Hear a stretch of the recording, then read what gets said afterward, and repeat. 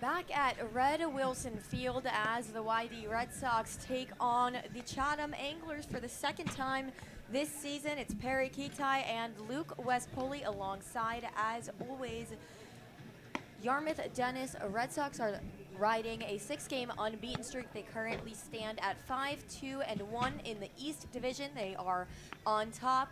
In the overall league, they're just half a game back from the Cavaliers, who lost yesterday. The Anglers, meanwhile, are 2-5-1, half a game above last place in the division.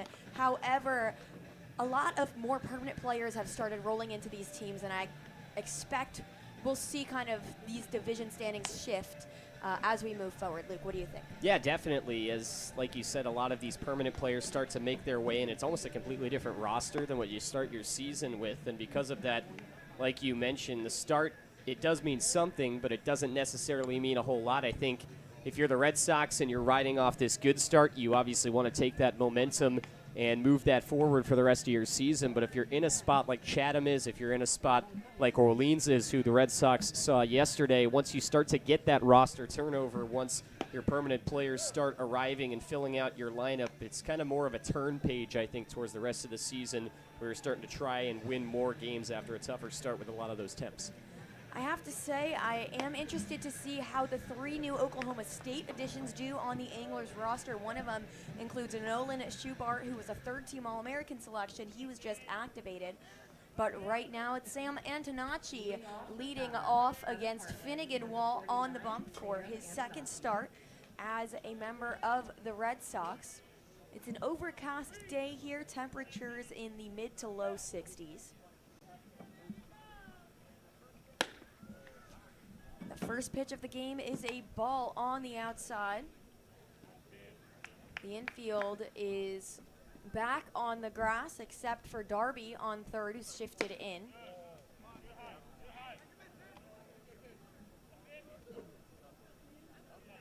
Two balls, no strikes early for Wall. Swing and a miss from Antonacci, strike one. Around the horn today, it's Hines on first, Day at second, Vieira at short, Darby at third. Ball 3 misses low, count moves to 3-1. In the outfield, it's Apodaca in right, Mitchell in center, and Ryan Stafford, a catcher by training, in left field, King behind the plate. Strike 2 just inside, and the count runs full.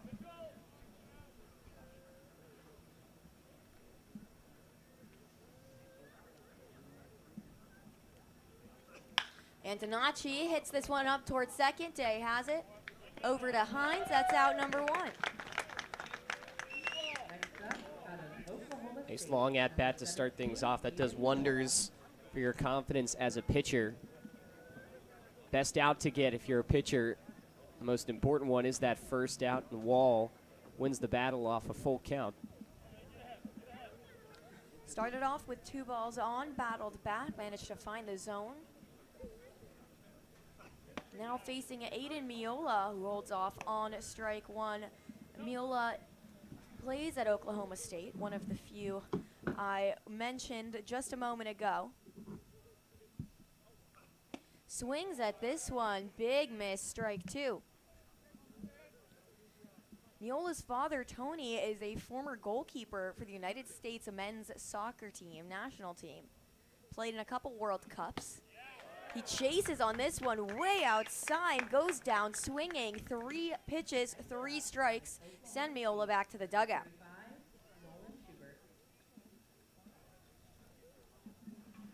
Brings up his college teammate, Schubert.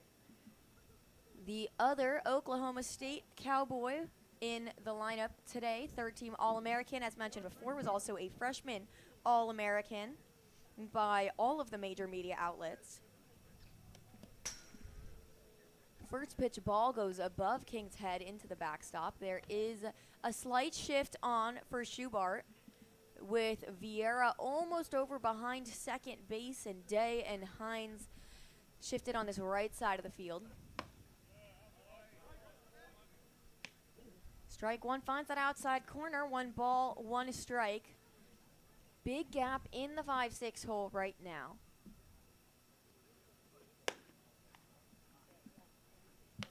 And ball 2 misses high, counts 2-1, 2 outs. Top of the first between the Red Sox and the Anglers.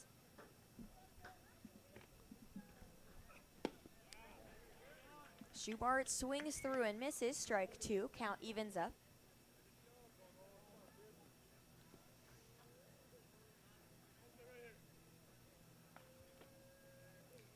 Two-two pitch on the way, chopped up towards second again. Day has it, makes the play to Hines. That's the 3rd out of the inning. The Red Sox will go 1-2-3. That's Mitchell Vieira Martinez when we're back for the bottom of the first on the Cape Cod Broadcast Network.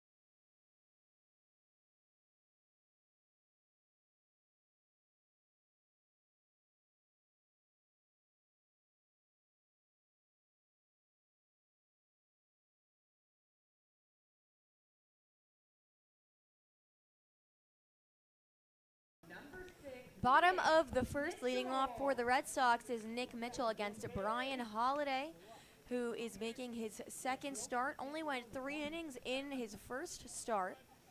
Allowed 4 earned runs. 3 earned runs off 4 hits. First pitch in there for a strike. He struck out 4 and walked 1. Curveball finds the zone, strike 2. Mitchell quickly down 0-2 against Holiday, the righty. Swings at this one, fouls back and out of play. Holiday has quite the acrobatic wind-up motion. He kicks his left leg out almost straight in front before he deals. Ball 1 outside.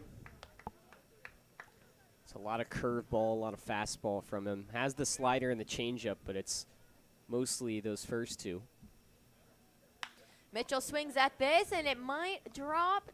Instead, Schubert is there in right field. That ball carried a little bit more than expected, perhaps. There was also a shift on in the outfield with Reeder and Schubert over, basically standing both of them in that left center gap, so they were right there expecting that off the bat of Mitchell. First batter retired. Brings up Max Vieira, currently leading the league in hits.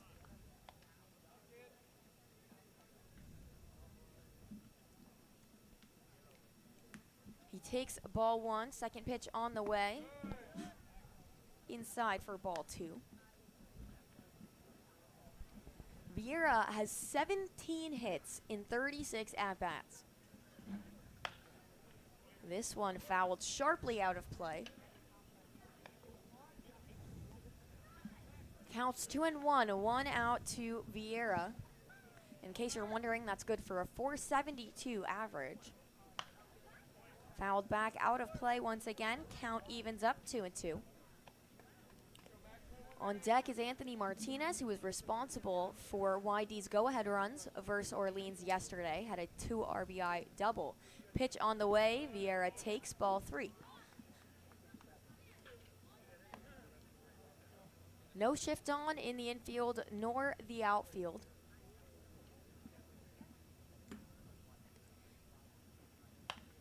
Fouled back once again. Third foul ball of the at-bat for Vieira, who has found himself in quite a few lengthy at-bats so far this season. Swings through and misses on this one. Foul tip caught by Caden Hobson. 2 up, 2 down quickly. Brian Holiday off to a hot start. Out of UC Irvine, number 33, Anthony Martinez stepping into that lefty batter's box has been a free base machine. He's collected 3 walks, a hit by pitch before finally recording his first hit yesterday. Strike 1, a fastball right down the middle. Martinez has also battled into some very long at-bats. Takes an almost identical fastball for strike 2. Counts 0-2, 2 outs, base is empty. Bottom of the first. Check swing. Did not go, says our third base umpire. Counts 1-2.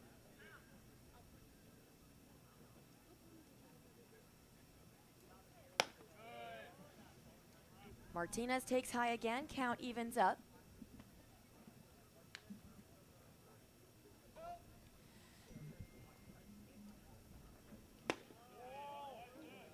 This one misses just inside. A dangerous take goes his way.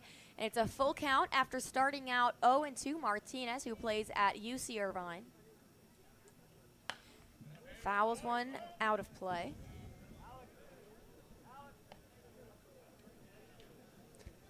It's a really nice at-bat. Really nice couple of at-bats. Bring this pitch count up here in the first inning. Now just need some base runners.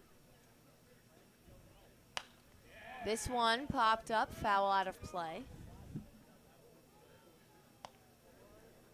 Martinez is a first-generation college student. Has some interesting hobbies, including juggling and magic. I'd like to see a magic trick. Swing and a miss, sends him back to the dugout, and that's the end of inning number 1. So both teams face the minimum, and we head to the top of the second. It's Perri, Kitei, and Luke West Poley on the Cape Cod Broadcast Network.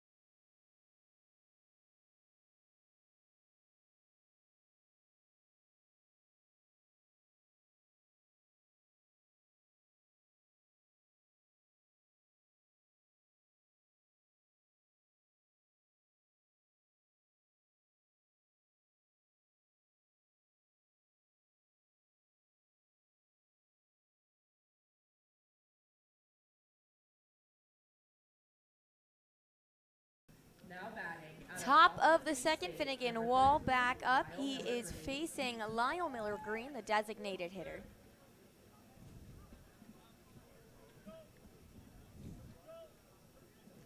Miller Green in the cleanup spot for the Anglers takes ball one. Tore YD up last time these two teams faced off. 2 for 3, 2 runs scored, a homer, a single, and a walk. Miller Green plays with many of his former teammates. He's a transfer from Oklahoma State, now plays at Austin Peay, where he was a second-team All-ASUN selection. Counts 2-0. This one chopped up the middle. Day has it behind second, makes the play. It ricocheted off the glove of Wall, but not to worry. Day still made the play in time. It was hard hit enough that even after the ricochet, Next up, out of Kansas, the play could still be made in the infield. We saw YD get burnt on one of those yesterday when the ball hit off of, I believe it was Leighton Finley, and as a result, they weren't able to get the out. This time a little luckier. Jansen Reeder takes ball one.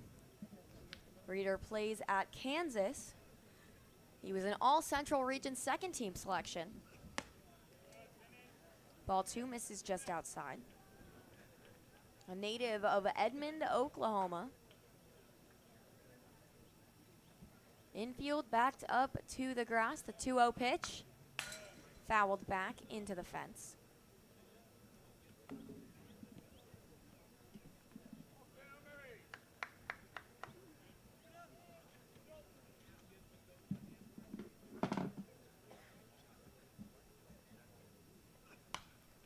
Fouled back again, counts even, 2-2.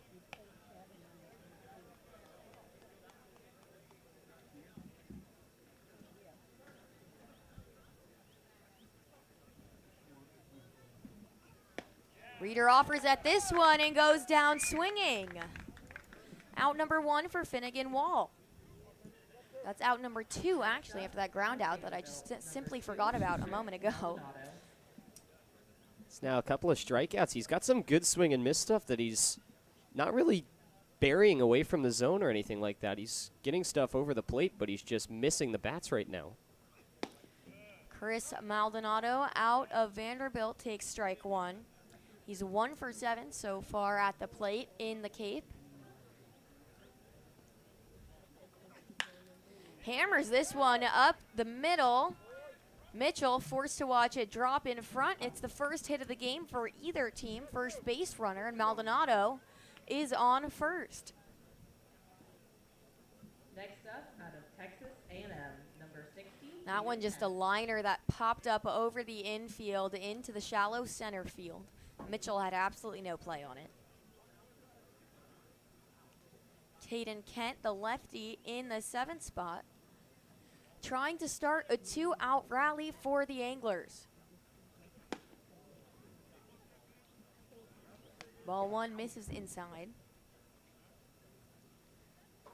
Kent batting 287 hits, 25 at-bats for the Anglers so far this season. Vieira comes over towards second. Ball in the dirt, gets away from King, but Maldonado holds up. 2-0 count, 2 outs, runner on first. Top of the second.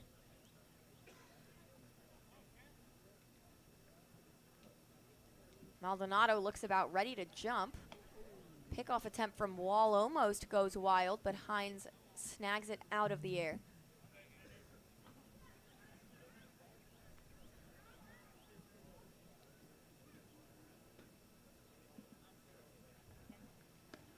Another pickoff off the bag. Runner is safe, still 2-0 to Kent.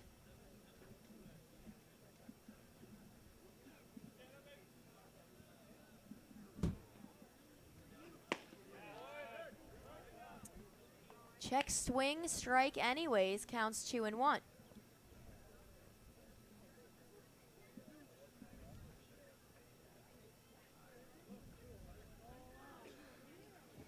Vieira up in that center gap just to the left side of second base. Another pickoff attempt unsuccessful. Wall has a very good move to first. It's a very small lead, but still making it close. Very snappy. This one gets away from King, and the runner advances. Big turnaround second, but will hold up. Just bounced in the dirt off of the shin guards of Will King behind the plate. An easy call from Maldonado.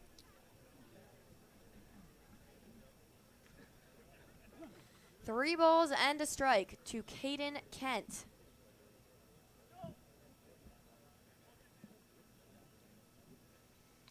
The Texas A&M Aggie. Ball four misses inside. The Anglers have runners on 1 and 2. Next up, out of Oklahoma State, number 7, Carson Bench. Another Oklahoma State Cowboy, Carson Benj, the third in this lineup. Stepping up, he's a lefty playing first base today. Benj is a two-way player, made appearances as a pitcher and in the batting lineup for the Cowboys this season. Small lead from Maldonado. This one gets past King all the way to the backstop. Runner heads around third, but holds back again, so both runners advance. The force no longer in play on the extra bases.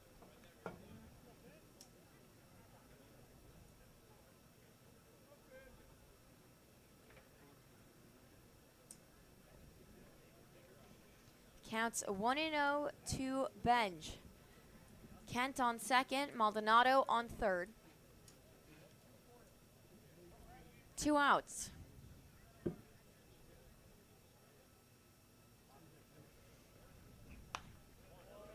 Fouled back out of play, counts 1-1.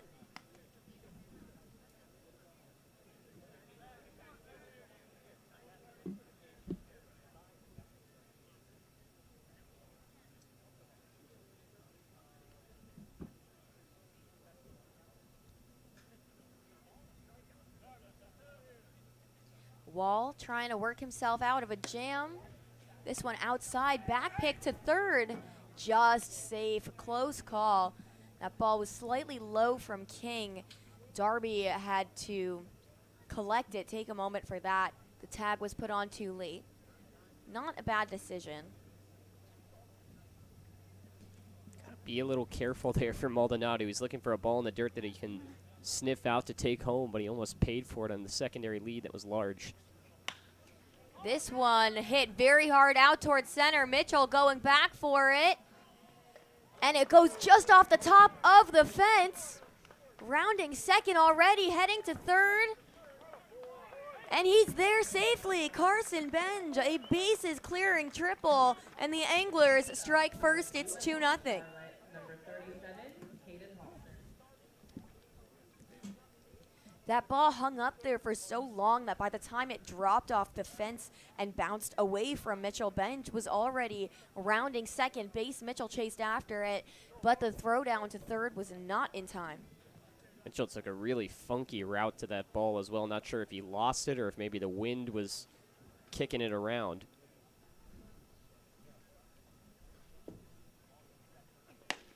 Hobson, the closer in the 9 spot, the catcher up for his first time. Plays at Charlotte, a native of Redlands, California. Takes a ball and a strike, counts 1-1.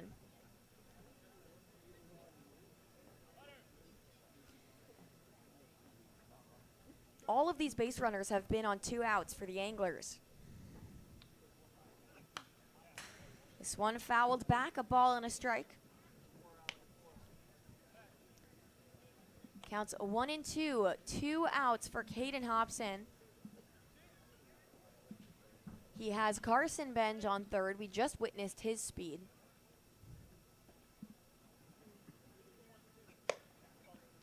Ball 2 misses high.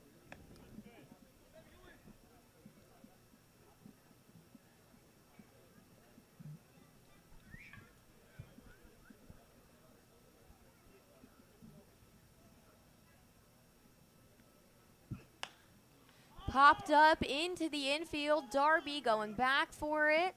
and makes a grab that ends the inning, but the damage is done. The Anglers lead the Red Sox 2-0 as we head to the bottom of the second on the Cape Cod Broadcast Network.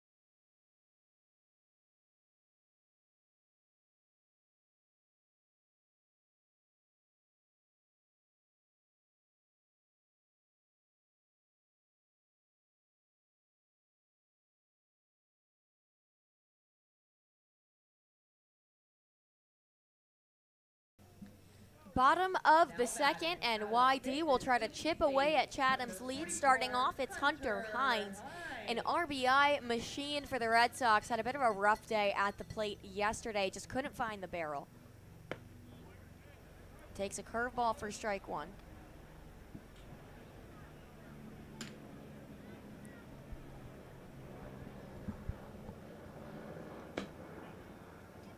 A nearly identical pitch is strike two. Hines down 0-2.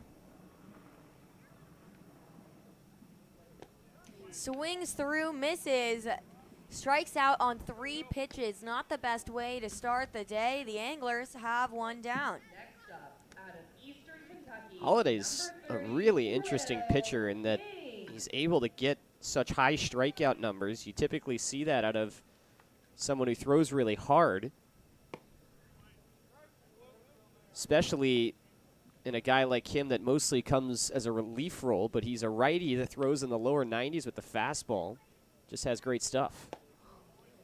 Big hack from Will King, and he's quickly down 0-2. King has been another consistent hitter for the Red Sox. Had a big one in the 8th yesterday. This one grounded up towards second. Maldonado has it, and the play is made for out number 2.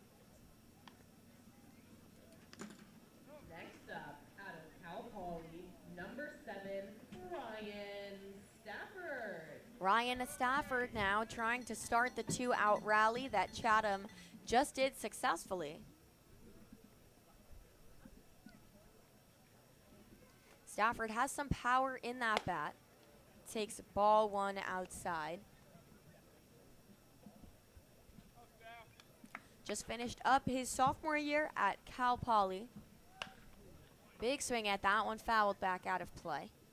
He's got some versatility to play corner, outfield, and catcher. We saw him play both yesterday. Started in left and then moved behind the plate.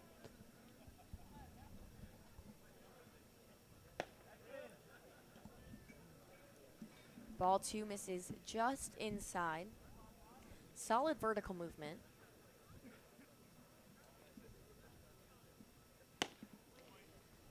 Chases on a ball outside, and that's strike 2. Counts even, 2 balls, 2 strikes, 2 outs. Red Sox, no base runners yet, have been retired in order. Stafford staying alive, fouls it back. Can kind of make the fastball seem faster when it is, when you're throwing as much off speed as Wilkinson is right now. Just holds off on ball 3, count runs full. Stafford just 3 for 14 so far in the Cape. Holiday, I should say, not Wilkinson. Stafford also has 8 strikeouts.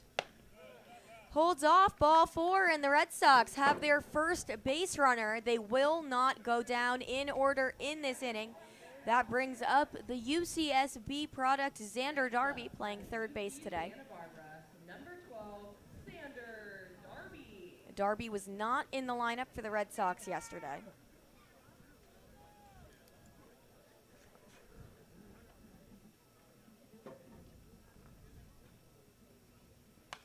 Darby attacks the first pitch, fouled back into the fence. Stafford, solid lead off first. No shift on in the infield or the outfield. The lines are not being guarded. There's a lot of space on that third base line. Runner goes, ball in the air, and the tag is put on, an acrobatic tag from Antonacci.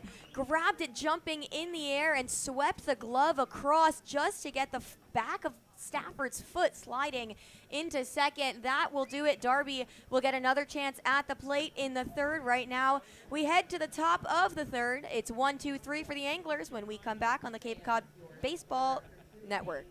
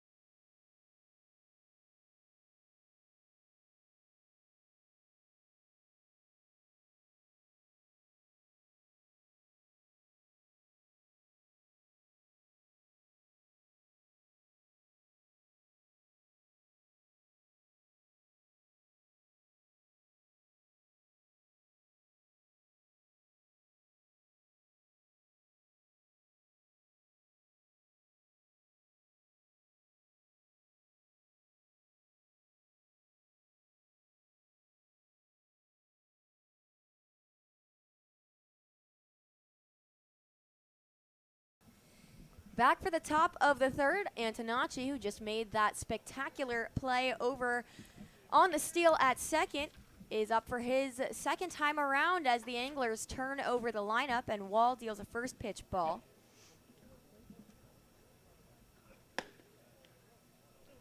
Ball 2 misses outside. Antonacci grounded out in his first at-bat. Ball 3 outside again, counts 3-0 for the first batter of the inning. Last time out, Finnegan Wall went 4 innings. Like to see him weather the storm here a little bit, try to keep that pitch count low, see if he can go deeper, but needs to throw some strikes. And he does right there, a sign that he does have good control still. Knew the green light was not on for Antonacci. Count moves to 3-1. Kick and deal. Antonacci flares this one into shallow left field. And just before foul territory, Stafford makes the grab for out number 1. Ball was a bit of a carry. Didn't think it was going to leave the infield, and it ended up getting about halfway up the line. But simple enough play there for Ryan Stafford, who made it with a hop. Back up is Aiden Miola, struck out swinging in his first time around, takes a first pitch strike. Infield backed up to the grass, the outfield playing deep enough, swing and a miss, strike 2.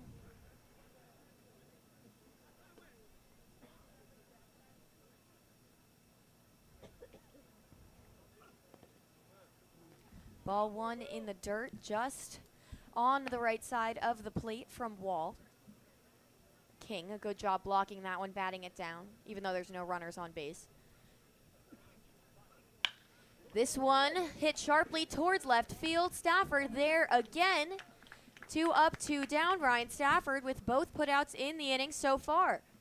Next up, out of Oklahoma State, number 35, Nolan Schubert. Nolan Schubert grounded out as well in his first at-bat, was part of that 1-2-3 top of the first for Wall.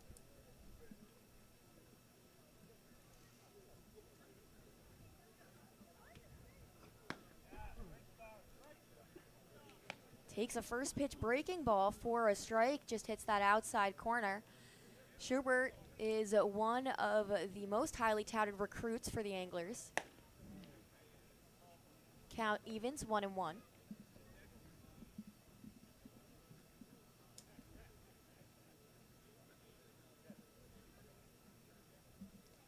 The Oklahoma State freshman swings big and misses on that one, just ahead of the ball. Wall got him on the off speed, counts 1-2, 2 outs. Pitch on the way, just inside, ball 2. King with a nice little toss back to Wall over the head of Schubert. The shift is on the right side of the infield. Swings through and misses, strike number 3. Wall goes 1-2-3 in response. The Anglers still lead 2-0 as we head to the bottom of the third. It's Perri Kitei and Luke West Poley. You're listening to the Cape Cod Broadcast Network.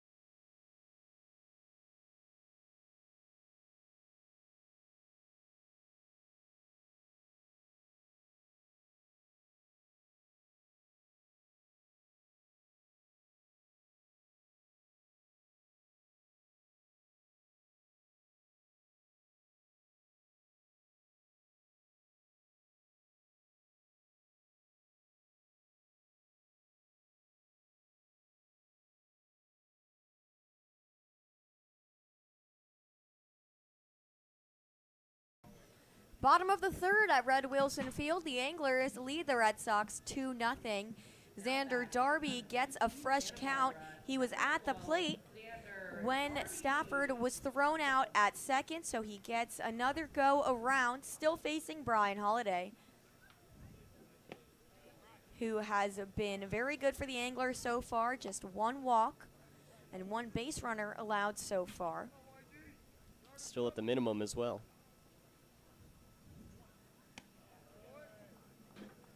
Misses for ball 1. 2 balls in a row from Holiday. Third pitch on the way. Darby fouled back out of play.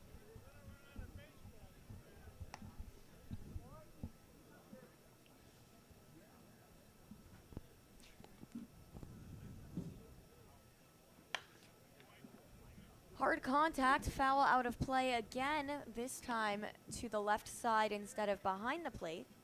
Counts even at 2-2, no outs. The infield is regular. Holiday deals low for ball 3, full count. Darby just finished up his sophomore year at UC Santa Barbara, native of Palo Alto, California. Swings at this one, hammered up towards second. Maldonado has it. Darby beat by a few feet, and that's out number 1. Still facing the minimum for Holiday. And it's Brady Day in the 8th spot. Keep an eye on that area on the right side of the infield. That's a couple of times. It actually happened to Day once when he was in the field, and then for Maldonado, it looks like it might be a little bit lumpy there in the infield grass. That ball kind of came up on Maldonado, but he was still able to make the play. Day takes ball 1 inside. We haven't seen a lot of swings on first pitches, likely because it's still the first time through the order for YD. Count runs 2-0. Day plays at Kansas State. He's a redshirt sophomore. Strike one. Nope, ball three misses low. I thought for sure that was in there, but our umpire disagrees. Counts 3-0 today.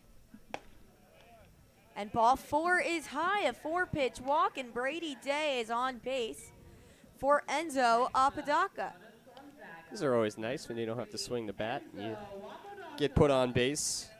Holiday's been very, very strong. I think that pitch was very, very close to the corner. A little bit tight on him, that at bat. But, of course, not all is lost. He's just one pitch away from potentially getting out of the inning.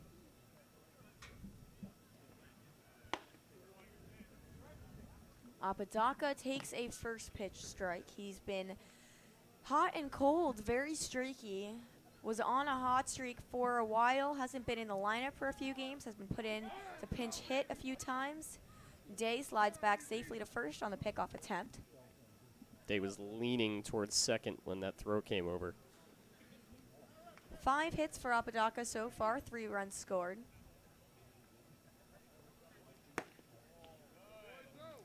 Ball one misses outside. Holiday unsuccessfully was going for the corner or trying to get Apodaca to chase. A YD batter has not swung the bat now in 6 pitches in a row. But he does here and flares it into right center field. It drops and Day advances to second. First time YD has 2 base runners today. Apodaca, his 6th hit of the season. Really good piece of hitting and example of why you don't need to do too much. Mentioned that didn't swing the bat up till that point, and on his first swing made the most of it. Didn't crush the ball, but just lifted it out there. That's what you want out of your 9-hole hitter. Flip the lineup over. Get your guys at the top of the order with runners on base. The order is flipped. Mitchell shows bunt and pulls back. The ball was in the dirt under Hobson's feet, but the runners hold off. I like that call from Mitchell. Put some pressure on the defense with his speed.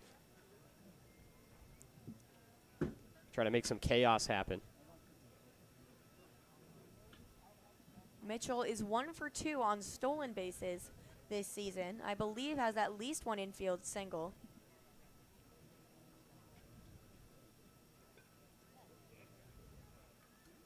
He and Nathan Archer have been in that leadoff spot quite a bit for the Red Sox. Casey Cook was up there for a couple games as well. Runners on first and second, 1 ball, no strikes to Nick Mitchell. Shows bunt again, pulls back, ball 2. Mitchell's a good pinch run piece as well. We saw that yesterday. He stole second and then advanced to third on the error from the Firebirds. Shows bunt, pulls back, ball 3. Mitchell is not shy about the strategy here. Holiday just has to put it in the zone, but has been unsuccessful so far. He does not want to load the bases here with just 1 out. The Anglers still lead 2-0. And strike 1 clips the bottom. Mitchell did not show bunt, likely because the green light was not on in that situation. Interested to see if he'll swing away or bunt here. Counts 3-1. 1 out, does show bunt. Pulls back, and that's ball 4, just missed on the outside corner. So the bases are loaded for YD's most consistent hitter, Max Vieira. This is not the guy you want to have coming up to the plate if you're Chatham. Max Vieira, one of the top hitters in the Cape League to begin this season, just hits in sheer numbers for Vieira. Has 6 RBI already coming into this game. Takes ball 1 in the dirt.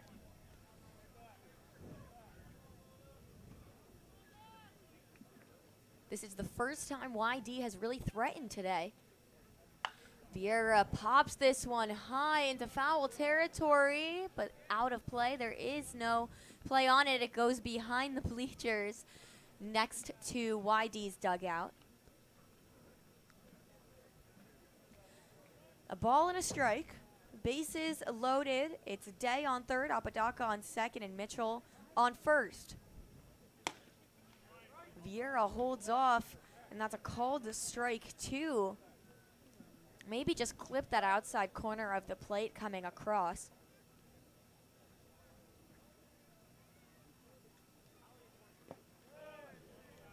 That one, however, low, count evens 2-2. Vieira, the Seton Hall first team All Big East selection. Swings at this one, it's lined towards center. Reeder makes the play. The tag is on at third, and Day scores. So the Red Sox get one back, and it's 2-1. Vieira does his job. He scores one on the sac fly, and it's Anthony Martinez back for his second time around.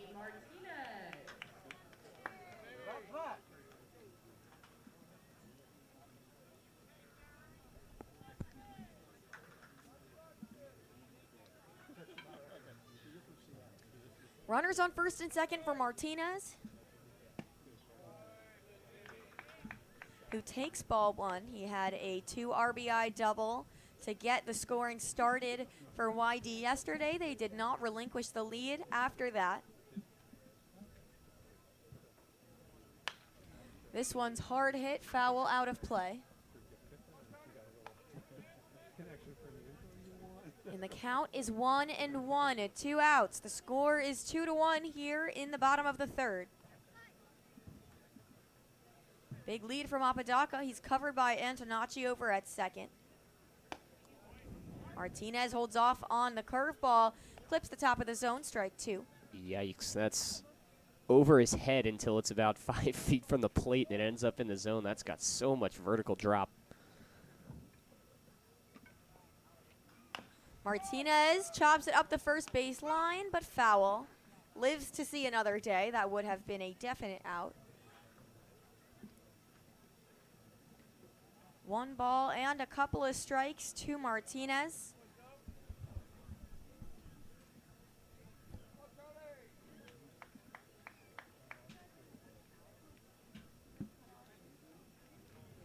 The 6'3" lefty chops it foul once again, this time into the Anglers dugout. So how many breaking balls now is Holiday going to throw before he tries to elevate a fastball here at 1-2 and try and get a chase from Martinez, who's just been fighting his breaking ball off?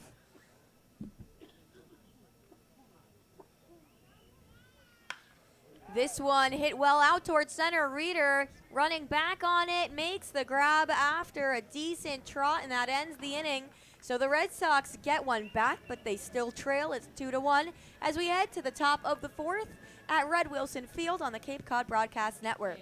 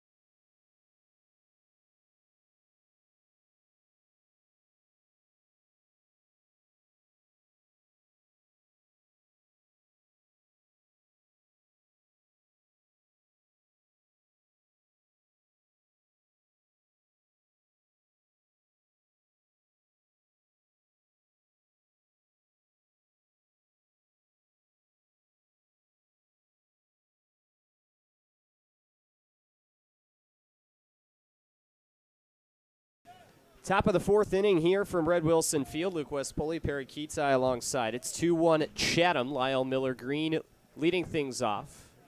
Takes the ball down low to begin his at-bat. Grounded into a 1-4-3 putout his last time up. Finnegan Wall deals the 1-0, and it misses low again for ball 2. Wall got a glove on it before it was sent over to the left of the second base bag, but it was occupied by Brady Day in the same shift YD's using right now. 2-0 bounces in for ball 3. The command returned in the last inning for Finnegan Wall, who went 1-2-3 in the first, ran into some trouble in the second. He went 1-2-3 again through the top 3 in the order in the third. And it's a get him over strike to make it 3-1. The shift is on the left side of the field for Miller-Green. 3-1 pitch. Flips the bottom of the zone for strike 2, and the count is full.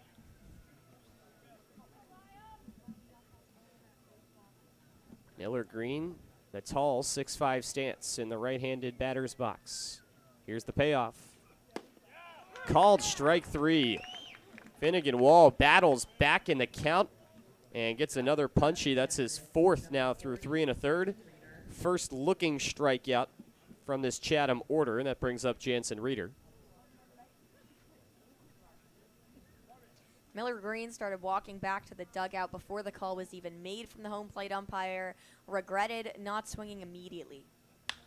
Reeder puts a charge into this one out to right. Backing up on it, Apodaca has the room and makes the catch for out number 2. Based on the sound off the bat, that sounded like it was going 450 feet. Instead, just floats up, and Apodaca barely had to move to make the catch. Now Chris Maldonado in. He scored 1 of Chatham's 2 runs and has 1 of their 2 hits as well so far. It was a single back in the second inning. Swings at the breaking ball away from his bat for strike 1. Finnegan Wall got the first 2 batters out in that second.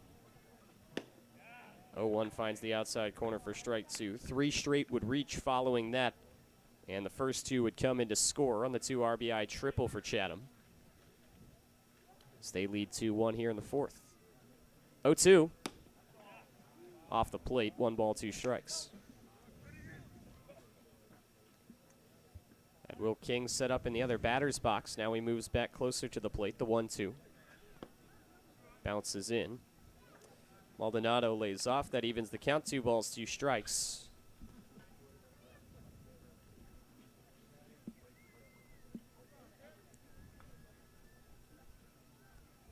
The 2-2.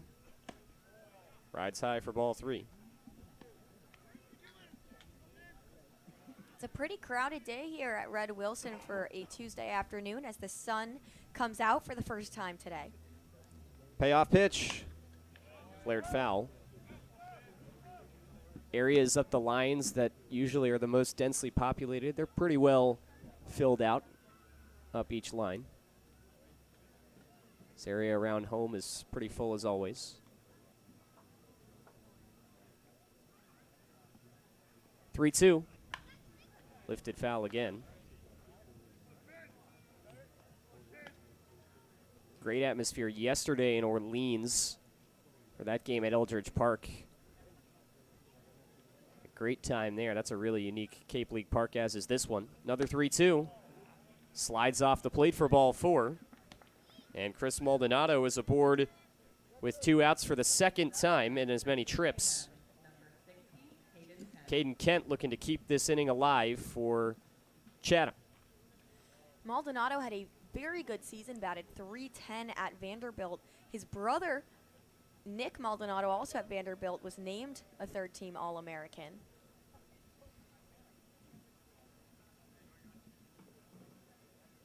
Caden Kent at the plate. Watches a first pitch down and in. Back foot. Maybe a slider there that misses for ball 1. Kent for the Aggies hit .265. And he lines this one into left field, base hit.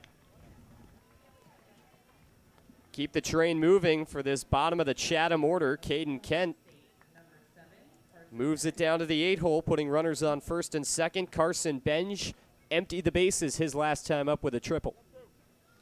This is almost deja vu for the Red Sox, as with 2 outs on, they put 2 base runners on for the first time in the inning, and once again, it's Benj at the plate, who in this exact situation just a couple innings ago cleared the bases and gave the Anglers the lead. That was his first at-bat in the Cape League. First pitch to him is in there for a strike. He's a two-way from Yukon, Oklahoma. Through 10 games for Oklahoma State this year. Watches that one bounce in, 1 ball, 1 strike. Got Tommy John and redshirted the 2022 season. Came back, pretty strong year, especially at the plate. 1-1, and it hit him. Runners took off, and Finnegan Wall has issued his 3rd free pass, first hit by pitch, and that loads the bases for Caden Hobson, who is 0 for 1 with a pop-out. Once again, Wall has worked himself into a jam, this time bases loaded, facing Hobson in the 9 spot, but no mound visits yet. Coach Pickler leaving the ball in his hands. Some stretching in the bullpen, but no throwing for YD.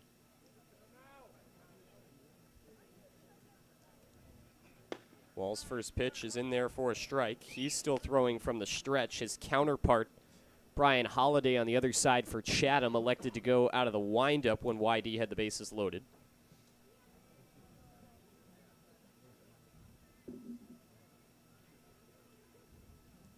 Oh, 1. Laid off down low. 1 ball and 1 strike. There's a couple guys out there for YD that are just doing their normal stretching. A little bit of stirring out there, but still no throws.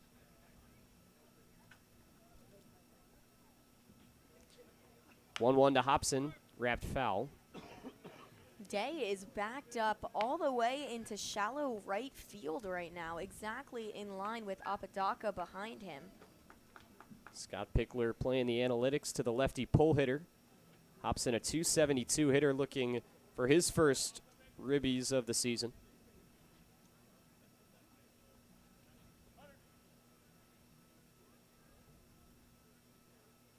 One-two. Called strike 3.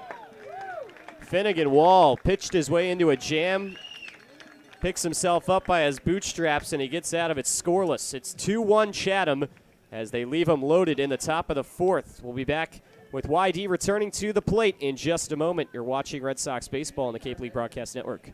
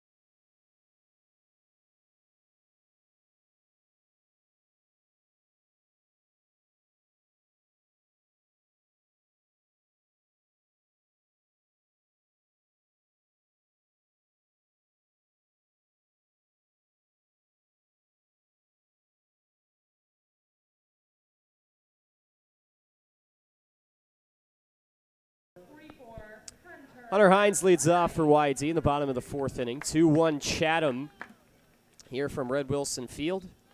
This gorgeous Tuesday afternoon turned evening. Looping breaking ball in there for strike one to Hines, who's 0 for 1 with a strikeout. Went down on 3 pitches his first time to the plate. The ball bounces in, 1 ball, 1 strike. Righty on lefty. The 1-1, Hines gets a piece, but fouls it back into the glove. Makes it 1-2. YD left 2 on in the last inning. Working quickly, the pitch. Skied foul.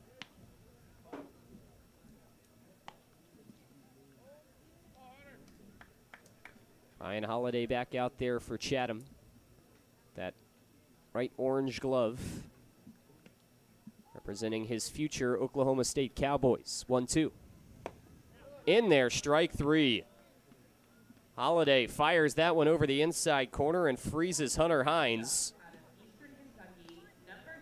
And there's 1 gone in the bottom of the 4th as Will King moves to the plate.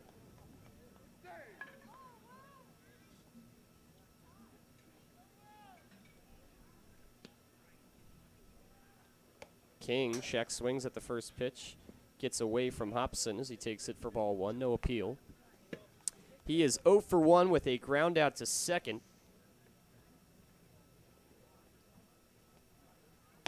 1-0 check swing, and the strike is called on the pitch, not the swing, as that one clipped the outside corner. Now the 1-1 drops low. Holiday is working at breakneck speed right now. Shakes a pitch, and now he's ready for the 2-1. Slow chopper, third base side. Coming around it, Miola has it, up with it to first, and it's in plenty of time for the second out. A very smooth charge and sidearm put out from Miola. That tall frame easily caught up to the slow roller from King.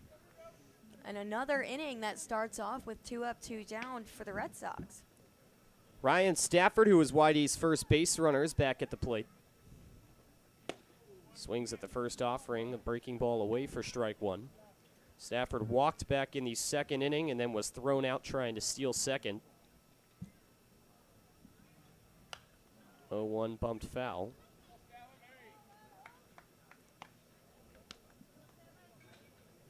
Took until the third inning to get Brian Holiday over the minimum.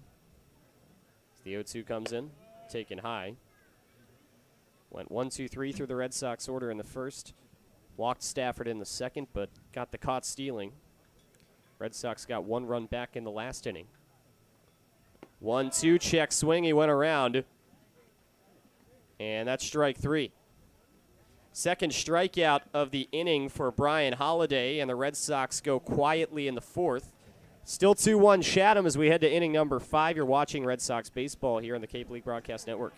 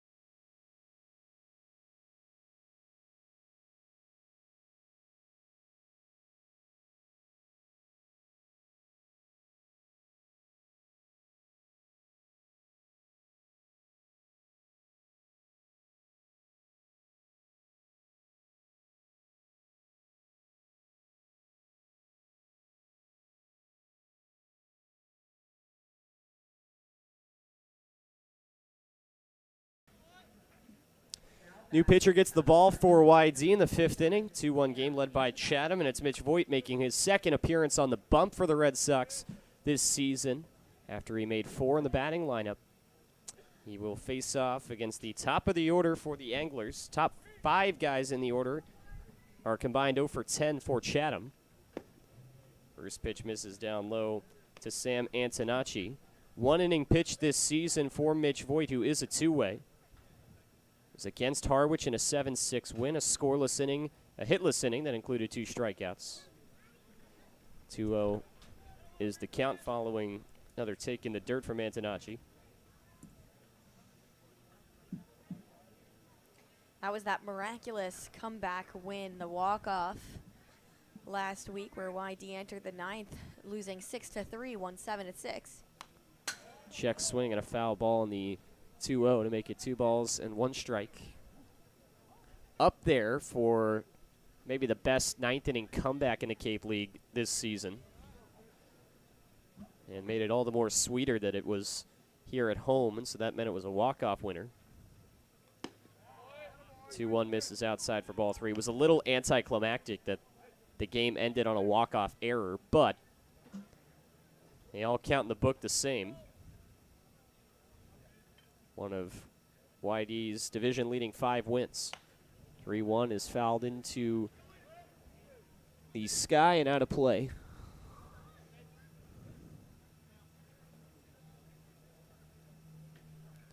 Full count to Sam Antonacci.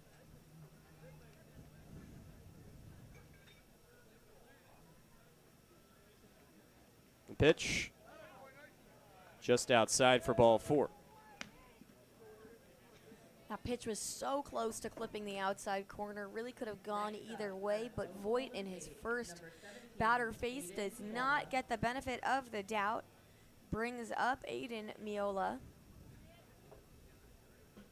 Strikeout and a flyout for him on the day.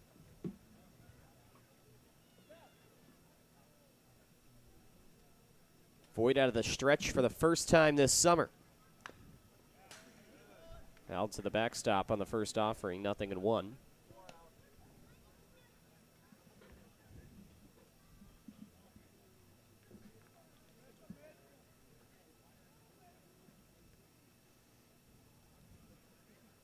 Voigt was 4-1 for Michigan this season. Snap throw over to first, and Antonacci frantically back with a couple of running steps. This is just the 3rd game played for Miola. Their pickoff move. He's just 1 for 9 through the first 2. 1 for 11, including today.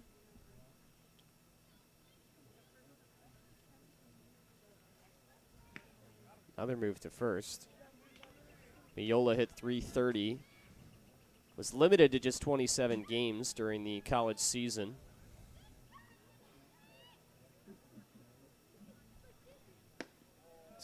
Or the second pitch, rather, I should say, drops down and in for ball 1. 1 ball, 1 strike to Aiden Miola. His brother played baseball at Stetson. He's at Oklahoma State. Swings at the 1-1 offering, loses his balance, and can't connect for strike 2. That's a highlight reel pitch for Voigt, making him stumble all the way across the plate. Voigt looking for that first strikeout. Another quick move over to first. Voigt is very sneaky about how he delivers that pickoff. A lot of times he's eyeing in on Will King behind the plate and just kind of no-looks it over to the back. That time he did look, but trying to keep the runner close here. Very worried about Antonacci on first base. Pitch. Wrapped over left side. That's going to trickle through into left. A base hit for Aiden Miola. Antonacci held up at second. But the first 2 batters that come to the plate against Mitch Voigt had now both reached base. And now Nolan Schubert looks to continue the trend at this top of the order for Chatham of guys breaking hitless days. The 3-hitter following up a pair of guys who did just that. Antonacci was 0 for 2. And got on base. Miola was 0 for 2 and got on base. Schubert has grounded out and struck out. Schubert was an all Big 12 first team selection. First pitch is outside for ball one.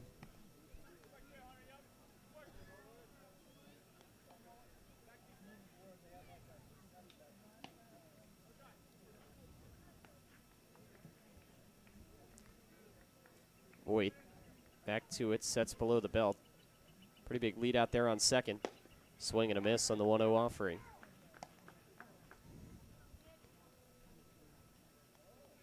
Tom Holliday and crew have not been shy about swinging the bat against YD pitchers that have been a little bit around the zone at times in this game. Pick over to second this time from Voigt. Sam Antonacci, who is over there, has one stolen base this season. Came in his debut against Brewster back on June 11th. Hit on the ground foul on the right side, and it's 1-2.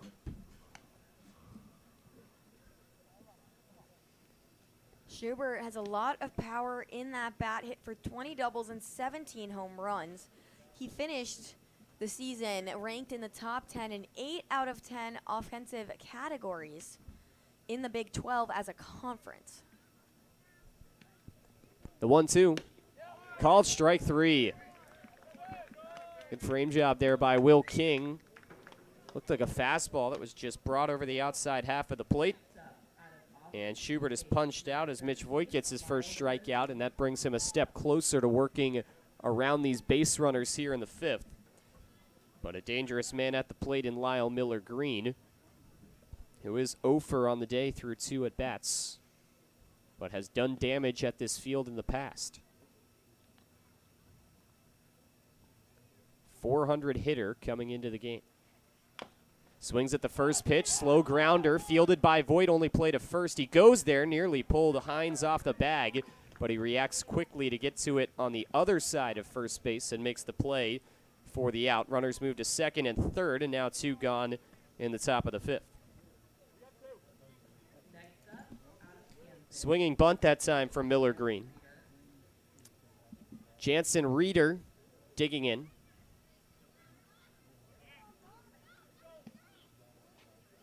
Reeder also 0 for 2 with a strikeout swinging and a flyout. First pitch high, big secondary lead over there on third base, but there's nobody covering it for YD.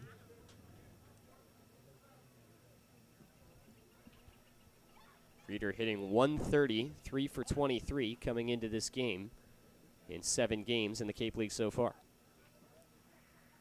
1-0, pumped foul. 1 ball and 1 strike to Reeder,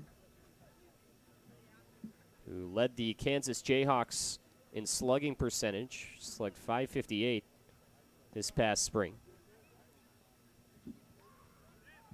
Mostly used as a DH and right fielder. Today he's in center. 1-1 pitch he offered, but did not go all the way around, held his bat up, and that makes it 2 balls and a strike.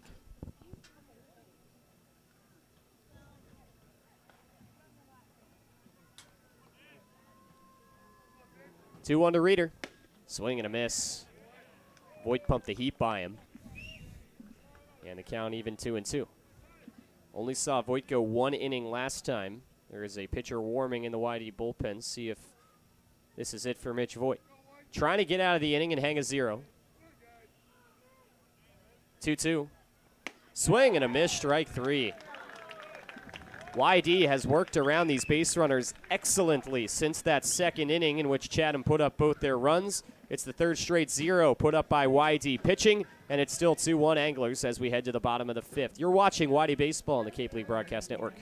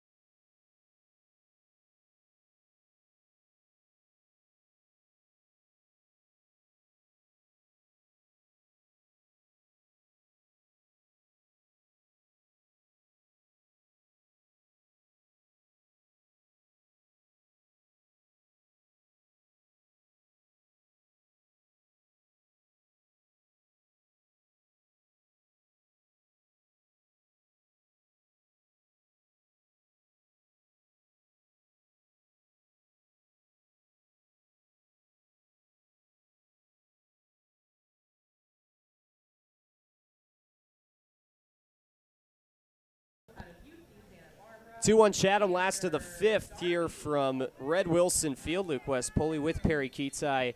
As always, thanks so much for spending your Tuesday evening with us. Back out onto the mound. First pitch from Brian Holliday. Finds the zone for strike one against Xander Darby. Darby looking for his first hit as a member of the Red Sox. 0 for 1 today. 0-1 pitch. Back foot breaking ball taken. 1 ball, 1 strike.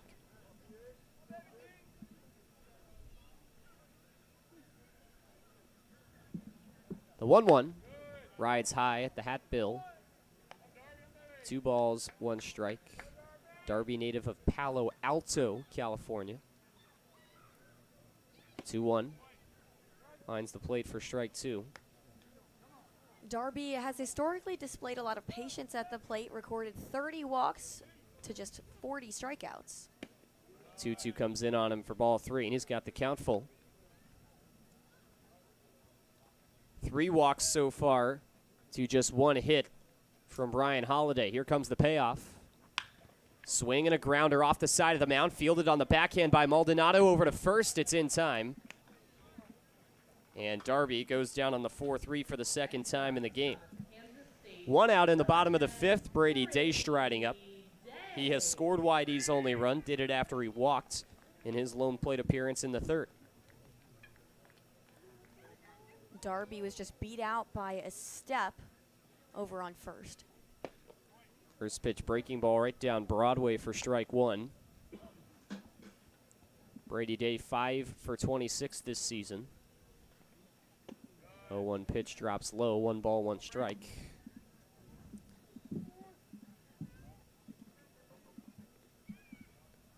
Now the 1-1 offering on the way. Up high, Holliday, who continues to work quickly, has the count at 2 balls and 1 strike. 2-1 pitch. This one hit in the air out towards left field. Coming over on it, Schubert watches it drop foul. And that evens the count at 2-2. A lot of off-speed stuff from Brian Holliday, as we talked about throughout the day. Historically, he throws his fastball about 40% of the time, but not today. 2-2. Chopper up the middle, charging from short. Antonacci comes across it. Takes a while to get it out of his glove. Throw to first is in time to beat out Brady Day, who thought he beat it, hopping around in protest over there at first. Arturo Belmonte had the best angle at it right next to the bag and called him out by a split second. 2 outs in the bottom of the 5th for Enzo Apodaca. Enzo wraps the first pitch over first base side in the breadbasket. Kent Smothers flips to the covering pitcher in Holliday, who drops it. And YD gets a gift to extend the inning and turn over the lineup. Next up, out of Western Illinois, number 6. Ruled an E1, as Holliday wasn't able to corral that ball, just fumbled around with it. And so Nick Mitchell up to the plate with a runner on first and 2 out. What do you think about sending Enzo Apodaca here? First pitch to Mitchell, just off the corner for ball 1, maybe a little bit down. Mitchell hitting .272.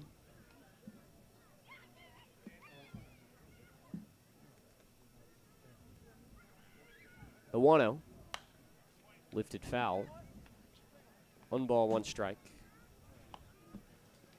Already seen 1 YD runner get caught stealing, and no signs of movement yet over there on first from Enzo Apodaca, whose lead is relatively modest, only about a step and a half.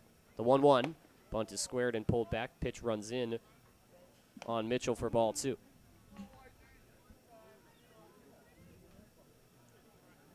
Mitchell out of Western Illinois. 5'9", left-handed swinger. 2-1, lifted to left, charging over. Schubert again watches it drop in foul territory. All the way over to the YD bullpen, where there's a crowd of spectators right behind that outfield fence. Speaking of bullpen, it looks like the throwing over there has ceased. So maybe Mitch Voigt coming out for another inning of work in the 6th. We'll see.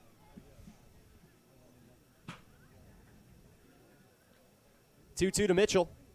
Swing and a miss, strike 3.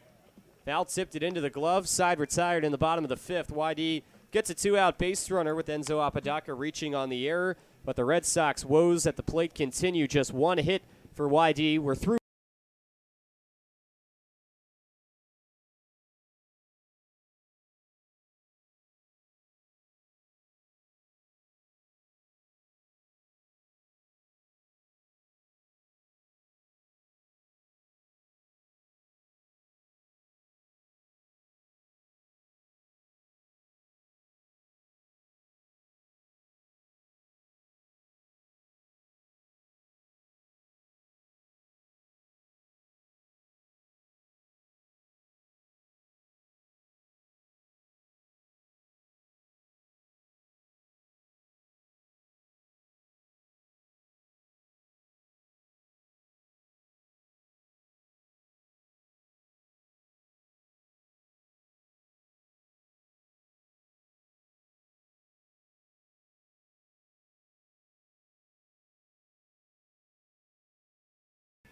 All right.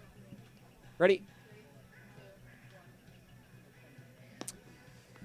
You're in the top of the 6th inning from Red Wilson Field.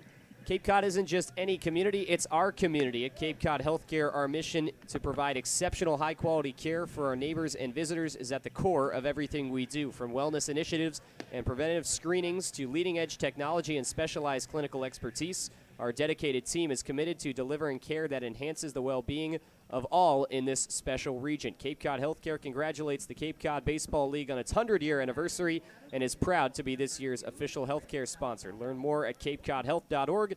Cape Cod Healthcare, caring community commitment. Top of the 6th inning, Mitch Voigt is back to the mound for YD, facing off against Chris Maldonado. First pitch flies in there for strike 1. Voigt put his first 2 batters faced aboard and then worked himself out of that jam without any runs scoring. 0-1. Liner over towards short, coming around it. It's fielded with the chest of Vieira. High throw to first. The tag by Hines is late. Tried to put it on Maldonado, who was burning up the line. But either Hines missed him or it was tagged onto the runner after he had already touched on the base. It's ruled an E6. And YD, who was stellar defensively yesterday, not committing any errors, commits their first to begin the 6th. Has reached base twice. First pitch to him. Taken on the outside corner for strike 1. Kent scored what stands as the winning run so far in this game. Chatham's second, back in inning number 2. Small lead on first. Voigt fires. Just couldn't backdoor that one in there and evens the count. 1 ball, 1 strike. Because that was ruled as an E6, if Maldonado were to score, it would not go against Voigt. Snap throw over to first.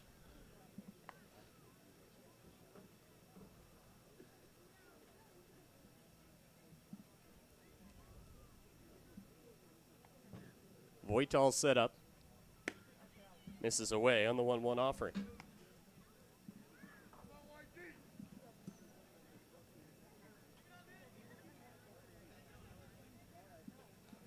Gatorade Player of the Year out of the state of Wisconsin, Mitch Voigt. From Whitefish Bay. The 2-1. Hit over to third base. Sliding stop is made by Darby. He throws to second for 1, on to first. Double play, 5-4-3, and that clears out the bases.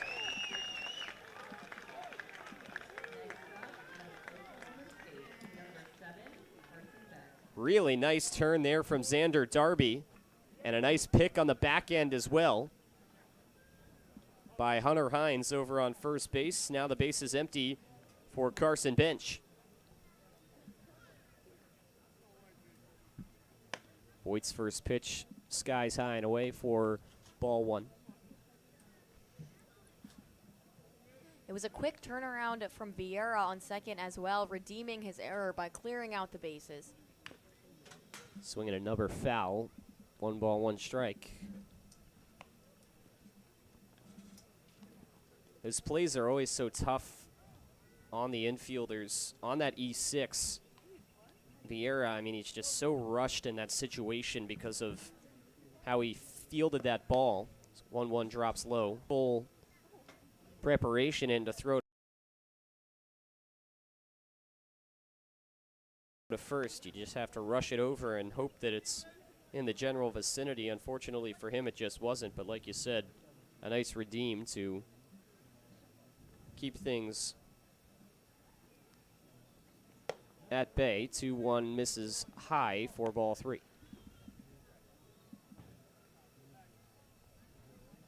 It's Carson Benj who's responsible for both of Chatham's runs today.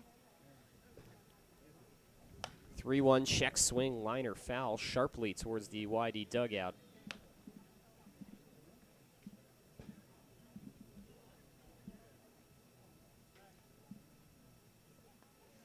Those are his first 2 runs driven in this season. His Cape League debut. Lines this one down the right field line. That's a base hit. Apodaca to it quickly, and Benj wasn't in any hurry up the line, and so he'll settle for 1, and it's a 2-out base runner for Chatham in the 6th. Next up, out of UNC Charlotte, number So 2 hits on the day. That one from Benj straight up the line. Unluckily for him, it did not continue rolling foul, so he was not allowed that second base. But as you said, Luke, he was basically walking up the line. I almost thought he got hurt. Caden Hobson at the plate. And the first pitch to him swung on and missed for strike 1. Very casual run over to first. No reason really to run it out super hard if it's just an obvious single. Interestingly enough, Benj had no triples during the 2023 season. Gets one here in his first Cape League at-bat. 0-1. Rides high. Ball that was absolutely smoked. Nick Mitchell in the YD outfield had some trouble getting over to it and a bit of a wobbly route, and then it hit off one of the fencing supports. 1-1 taken up high for ball 2. And so that shot it in a complete opposite direction that Mitchell was not ready for, that went back towards the infield. And Benj pulled in safely to third. The 2-1 lifted up in the air and foul out of play into the trees. That is one of the many quirks of Red Wilson Field, is that the fence supports are on the inside of the fence facing the field instead of the outside. That leaves a lot of room for balls to bounce off in many different directions. 2-2. Ripped foul on the right side. That ball was hammered. Kind of like a stanchion in hockey that holds the panes of glass together. Sometimes you see a puck ringing around the glass and it'll kick off in a weird direction. Similarly to that, the way this wall is constructed. Chain link fence.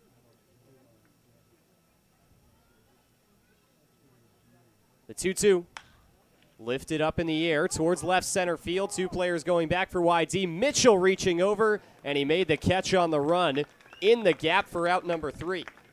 YD continues to hang zeros in the field. It's still 2-1 Chatham as Mitch Voigt has his second scoreless inning. To the bottom.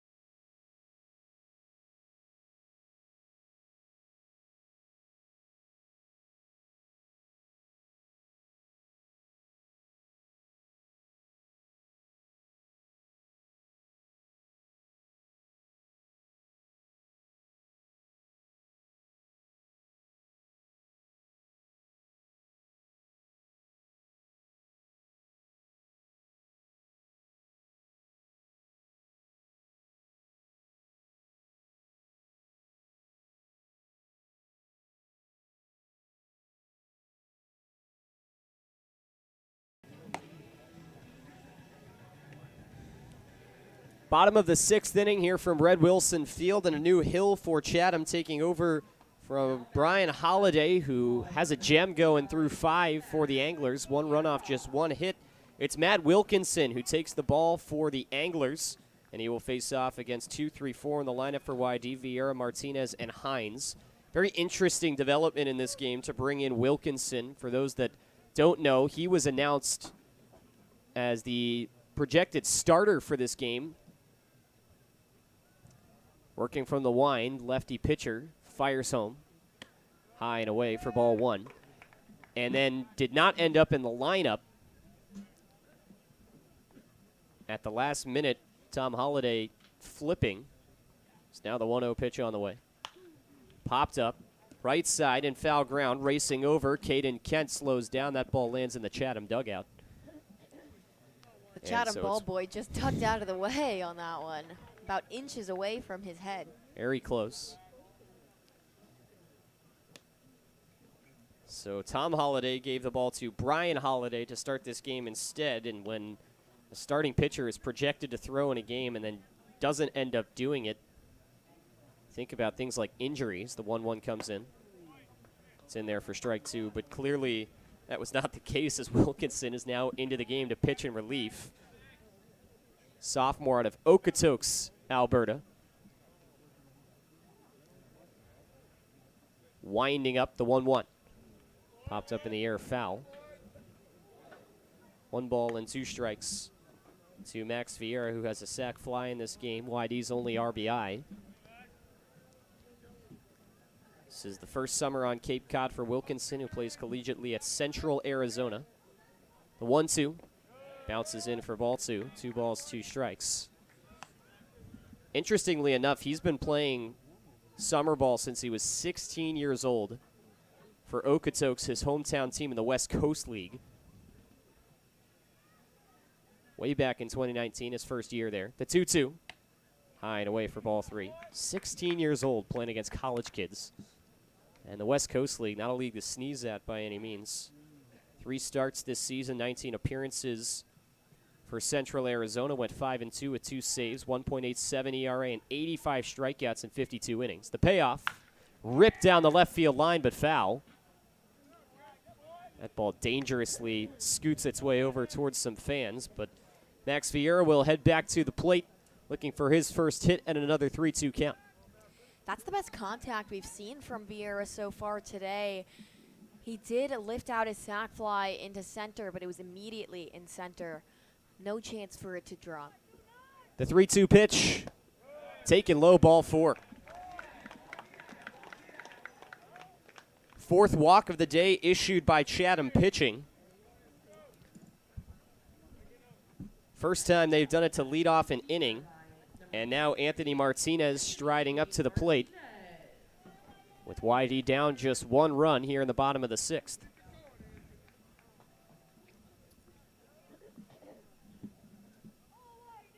From the stretch for the first time.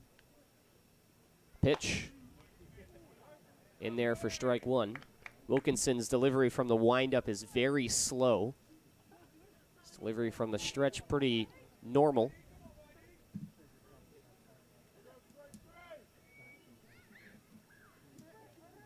Nods his head, the 0-1. Jammed over to second, catch made, throw behind the runners, not in time. Maldonado trying to turn a quick 4-3 double play, but Vieira was aware of it.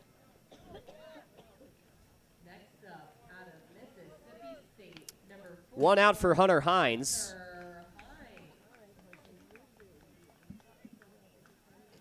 He is 0 for his last 5. Does have a walk, though, in that span.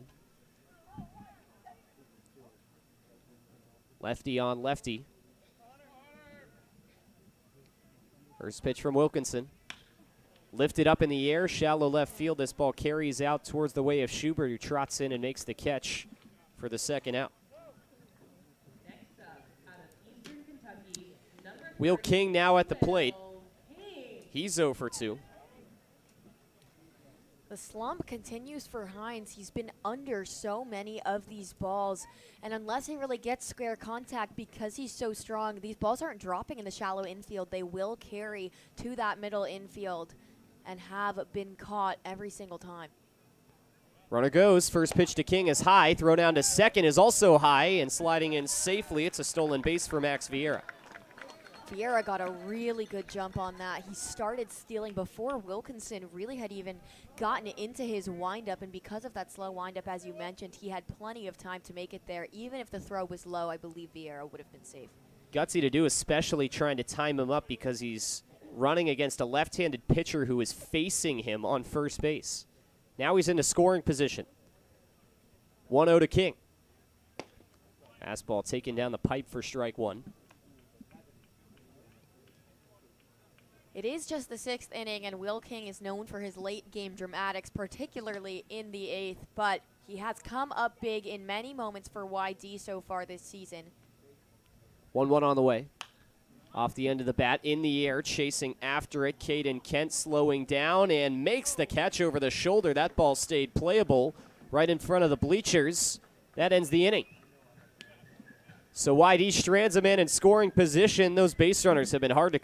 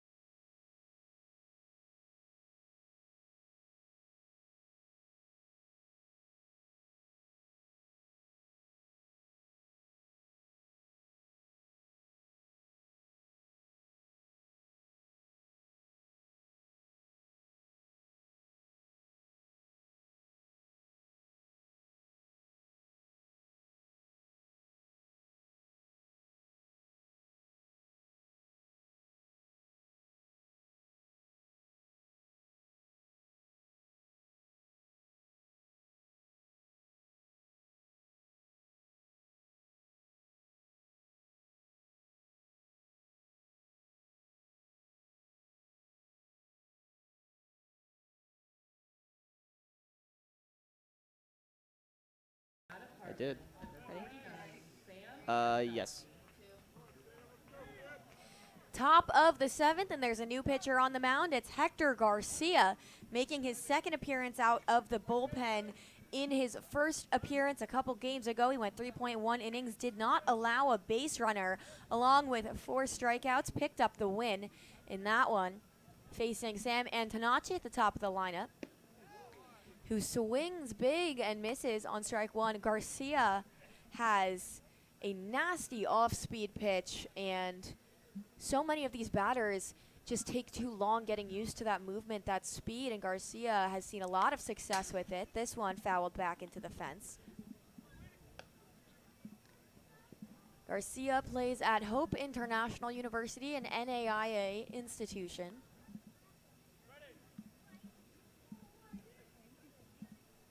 Counts 0-2 to Antonacci. Garcia in his interesting stance. He puts that glove all the way up by his ear. This one misses high for ball one.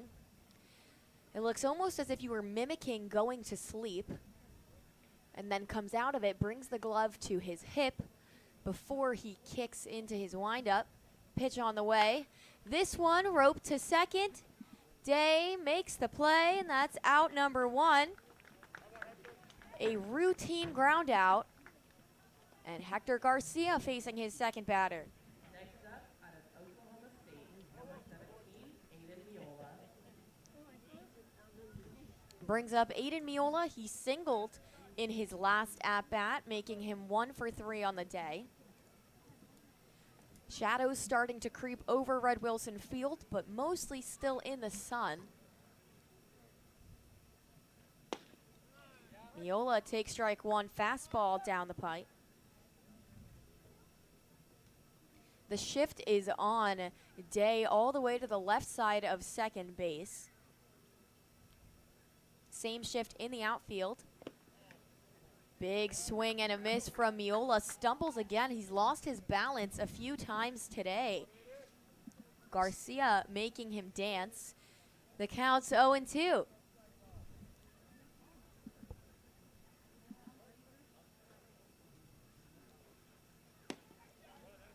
Was trying to get Miola to swing on that, go chasing it. This time holds off for ball 1.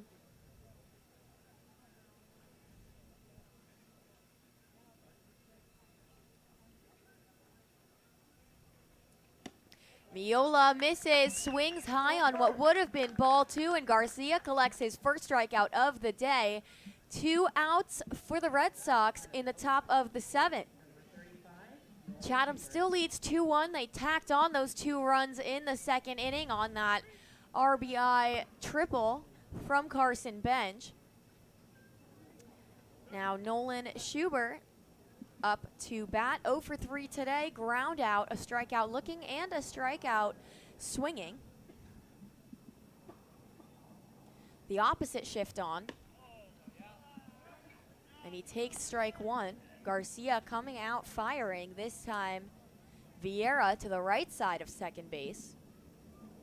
Huge gap in that 5-6 hole. Schubert goes golfing, misses, strike 2. Garcia has been ahead in all of his counts so far. All of them have gone out to an 0-2 start. Really has hitters in the rocking chair. Makes these batters look very uncomfortable against him. Ball 1 misses just outside. Honestly, I think if Schubert hadn't been backed up so far in the box, that one might have been called a strike. He was solidly in the middle of that box, not up on that front line. Changes the optics a little bit. The 1-2 pitch on the way. In the dirt, ball 2, count evens up. 2 balls, 2 strikes, 2 outs. This is as animated I've seen the YD dugout in some time. They're really rooting for Hector Garcia to get this strikeout and get out of the inning. Could be a good sign of what's to come, maybe momentum-wise, for an otherwise stagnant offense for YD. Ryan Stafford will lead off the bottom of the 7th. Schubert swings and misses. Strikeout number 2, out number 3. We head to the 7th inning stretch. The score remains 2-1 Anglers. It's Perri, Kitei.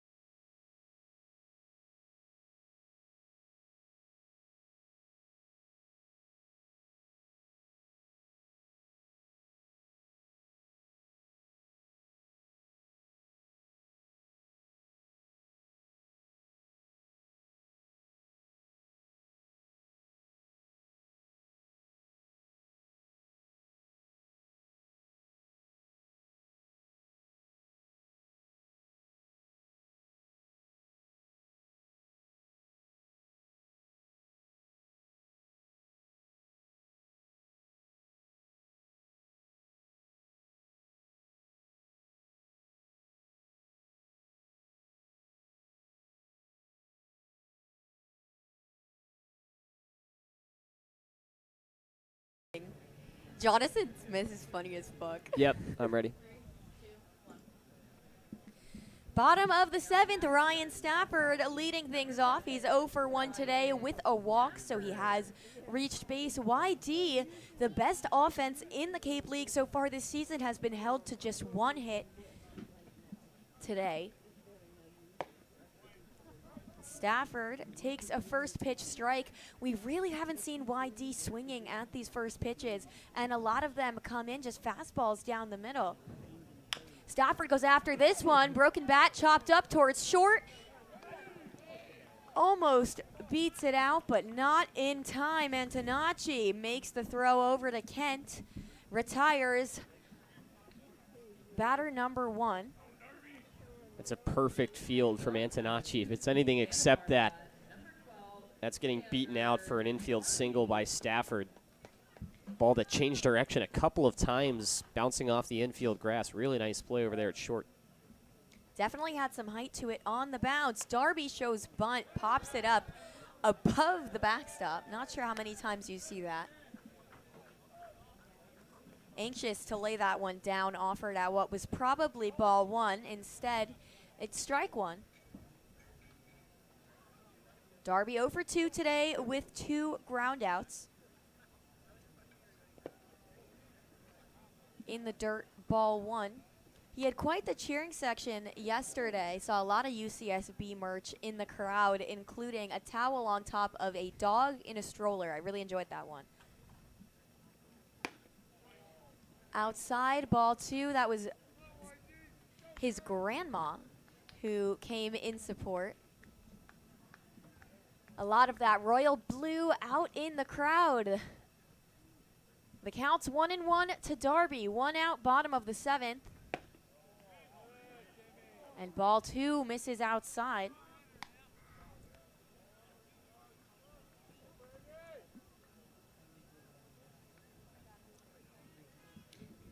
The batter's box fully in the shade, as is the mound.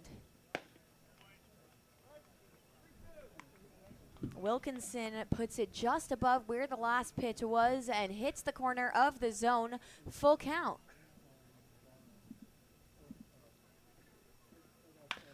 Darby chopped up towards short again. Antonacci has it.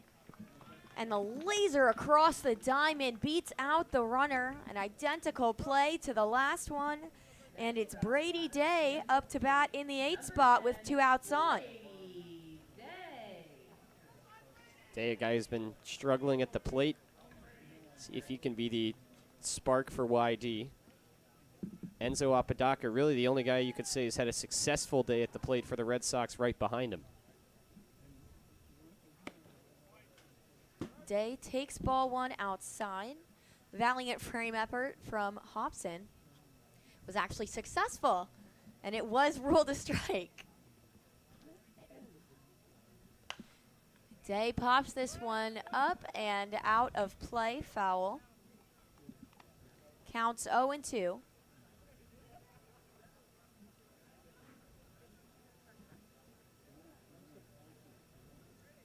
Regular infield on, bit of a shift in the outfield. Ball 1 misses outside. Reeder moved over a little to the left, walking back a little bit to his right now. Big gap in right center.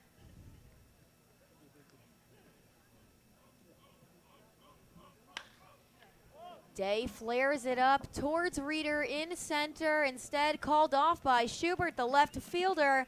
Makes the grab, 3 up, 3 down. We head to the top of the 8th at Red Wilson Field. It's still 2-1. The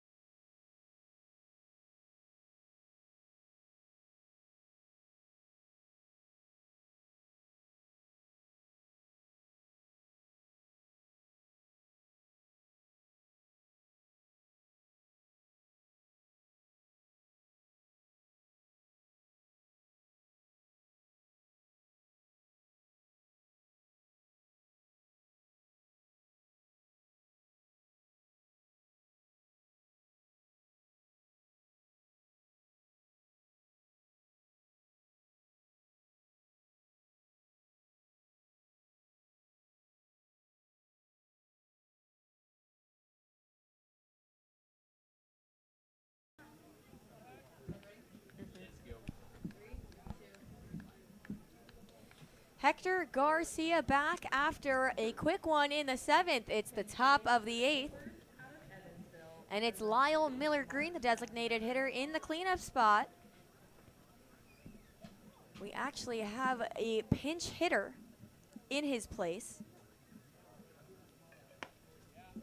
who swings through for strike 1. It's Mark Schallenberger, the lefty out of Evansville. We saw him in our last game the first time these two teams faced.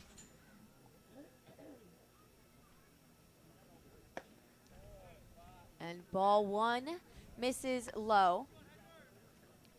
So Tom Holliday makes the first move in this chess match. With the lack of offense, I wouldn't be surprised if we see some shakeups from Scott Pickler coming up in these final 2 innings. Ball 2 outside, counts 2-1.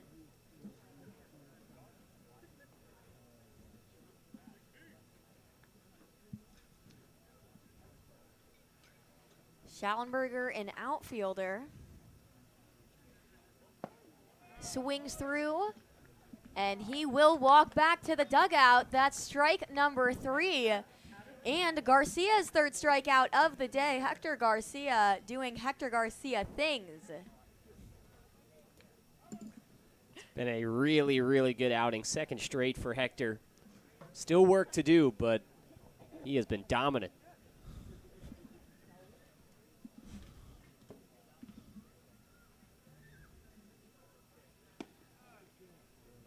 Jansen Reeder takes a floating strike 1. No balls, a strike and an out to the center fielder. Shows bunt, can't lay it down, instead pops it up into the Whitey dugout. With 2 strikes on, I do not believe we'll be seeing a bunt attempt here. And we have a switch in the infield. We've seen Coach Pickler do this before. Darby now on the right side of 2nd with the shift on Vieira, back over by 3rd. Popped up out of play. So Coach Pickler has physically switched his 2 infielders. Not only are they in a shift, they're in a shift in positions they have not played this game so far. Yeah, it's something that he's done on 2 strikes when they have that shift on. The 0-2. Swung on and missed. Another strikeout for Garcia. That off speed has been absolutely killer.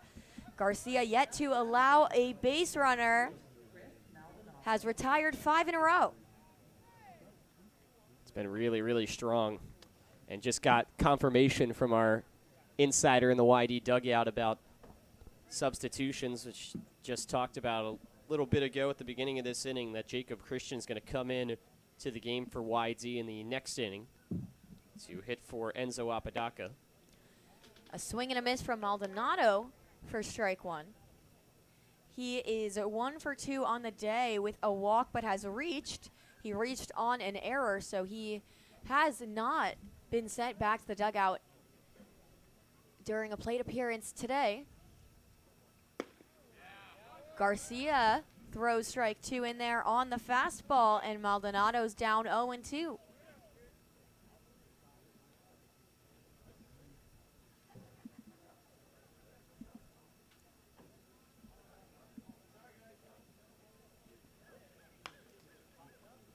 Fouled back behind the backstop. Count remains 0-2 with 2 outs. Top of the 8th inning, it's been a tight one down the stretch, a pitching battle. The score is 2-1. Chatham put up 2 in the 2nd. YD responded with 1 in the 3rd. Since then, it's been zeros across the board. Garcia deals. Fouled back again. It's going elevated here on 2 strikes. He's had a swing and miss put away pitch that's been more buried in the dirt. We'll see if he goes to that at some point here in this at bat.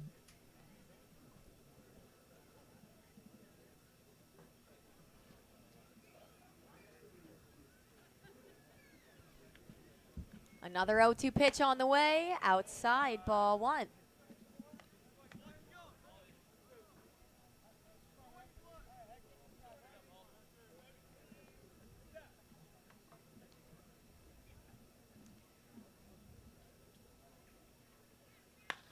This one lined up to short and just over the head of Vieira. A bloop single for Maldonado, and he has reached base every time he's been at the plate today.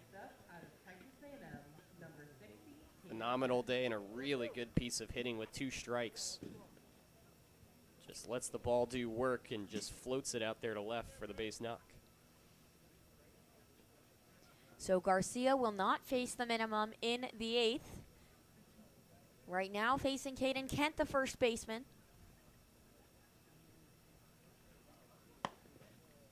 Ball 1 misses outside. Maldonado looks just about ready to run over on first. His sliding mitt is on.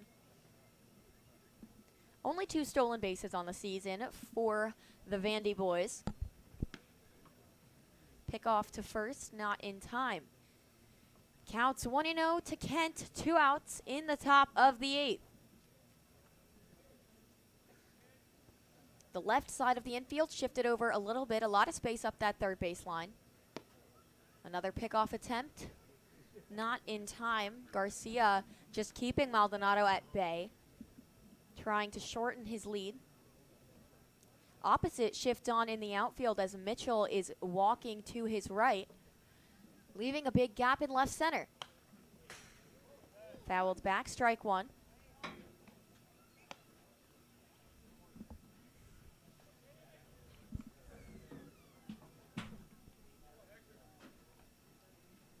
Kent, the Aggie, batted .265 in just 28 games played, about half the season for Texas A&M.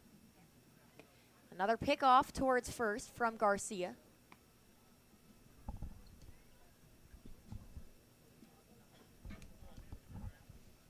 Counts 1-1 to Caden Kent. Garcia into his windup, glove at the hip, pitch on the way, and it's high for ball 2.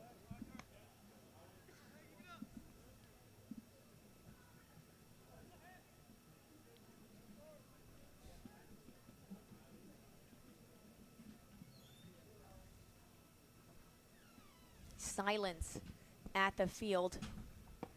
Swung through and missed strike 2.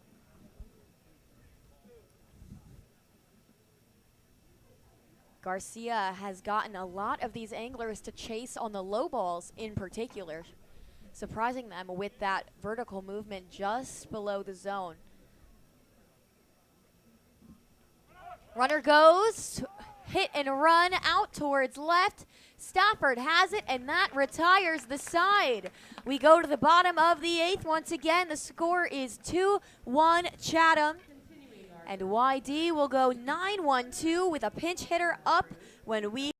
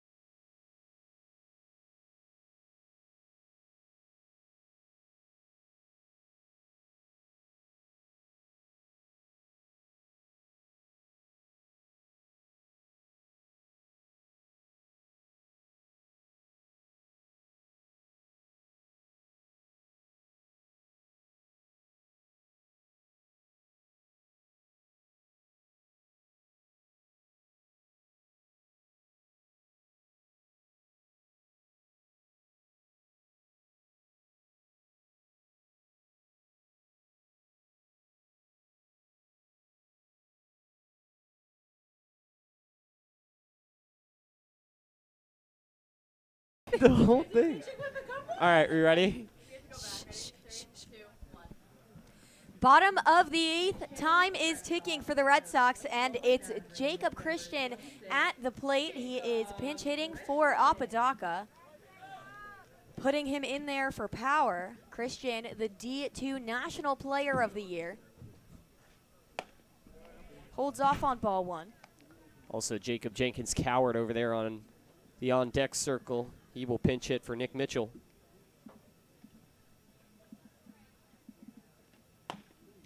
Big hack from Christian, misses, and that's a strike two.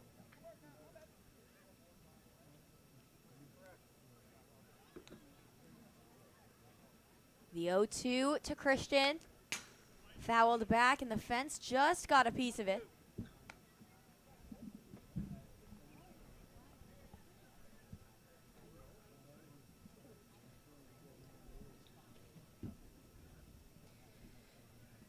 Christian out of Point Loma Nazarene. Check swing went around, called strike three, and Wilkinson rings him up. Regretted that one as soon as he moved his hands. You could tell, wanted to check his swing, ended up with a sword, and it's a tough way to get that first out of the inning. Number 19, Jacob Jenkins Coward. Jacob Jenkins Coward pinch hitting. A recent activation for the Red Sox out of East Carolina University, who played pretty deep into the postseason. Big hack from him, misses for strike one.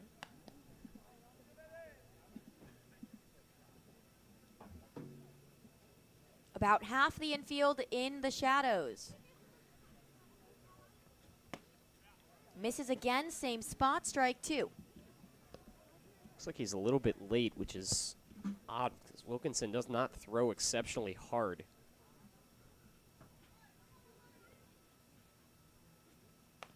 This one fouled back, finally gets a piece of it, adjusting to that speed. These pitches are all up in the zone, slightly inside on the hands.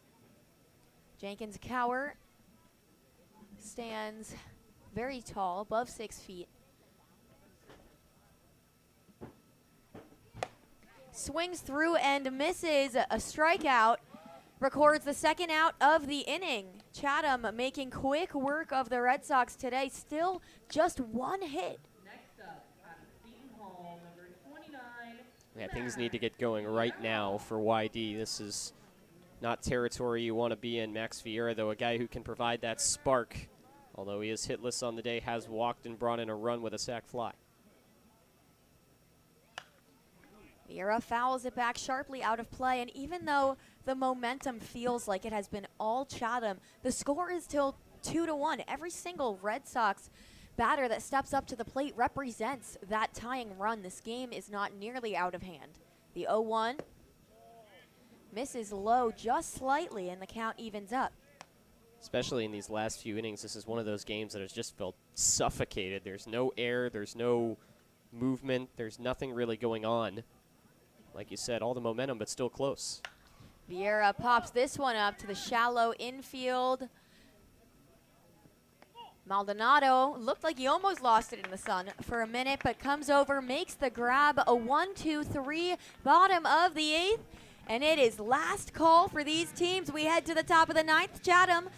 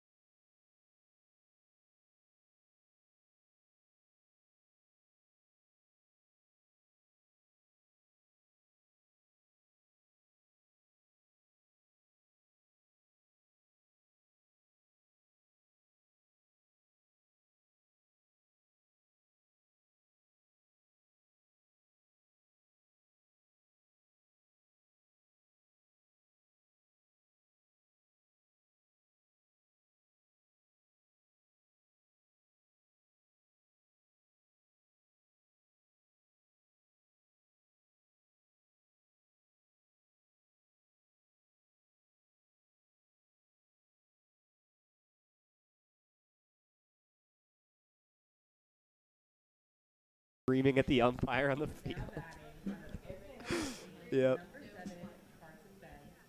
Top of the ninth, it's Carson Benj in the 8th spot. Up for the Anglers, hoping to tack on some insurance runs, but Garcia has barely allowed anything.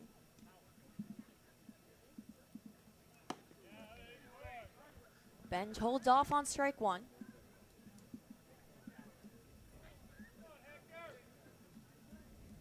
Got some cheers for Garcia coming out of the crowd. The 0-1. Lined up the middle, and that gets through. Vieira tried to come over on it. Instead, makes its way all the way to Mitchell in center. So Benj now 3 for 3. Also reached on a hit by pitch. What a day for him, his debut. Yeah, on a night that the offense has not been there in tremendous counts on either side. A couple of guys who have really come to play, Carson Benj and Chris Maldonado. Really nice days at the plate for each of those guys.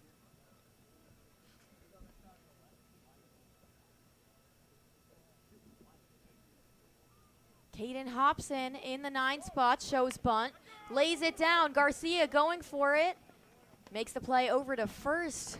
The throw was high, but Hines corralled it. Puts a runner in scoring position. He did his job, and the Anglers turn over the lineup. Hines almost lost that ball in the setting sun, was shielding with his hand and kind of fell backwards.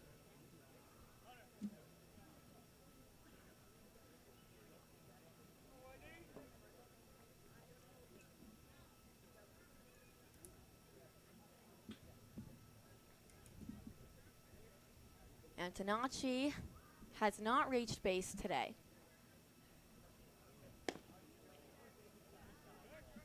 Holds off on ball one outside from Garcia.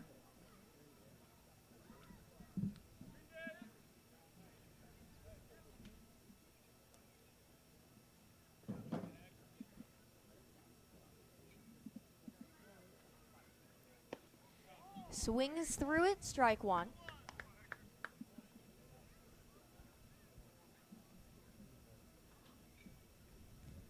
YD in a dangerous spot right now. Chatham hoping to extend their lead. Garcia from the stretch, the 1-1. Grounded up towards third, checks the runner, makes the play at first. A beautiful play from Xander Darby, holds up Benj on second, gets the out at first. There's 2 outs down, runner did not advance. Perfectly played for the situation. Yeah, really nice from Xander Darby. Had to smother that ball against the ground and kind of slide around it, but he was still able to look that runner back.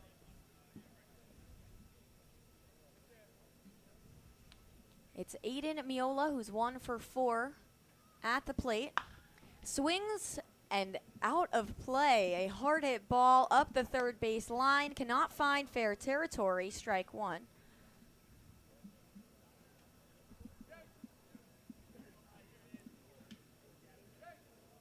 Garcia checking his signs from Vieira. That's actually Day shifted over. The shift is on for Miola, as it has been all day.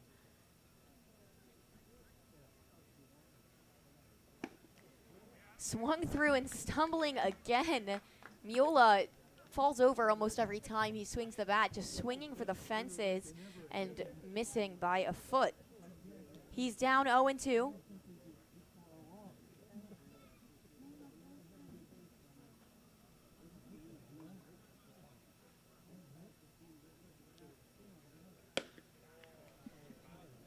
Ball one, high and outside. Miola lays off. A small lead from Benj on second. Does not want to risk an out.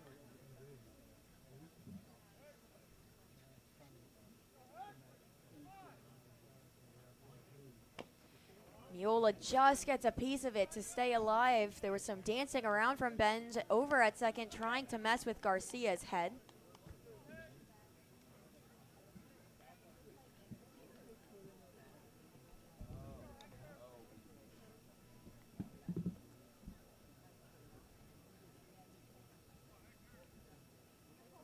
Counts 1-2, 2 outs, top of the ninth. Anglers lead 2-1. They have a runner in scoring position.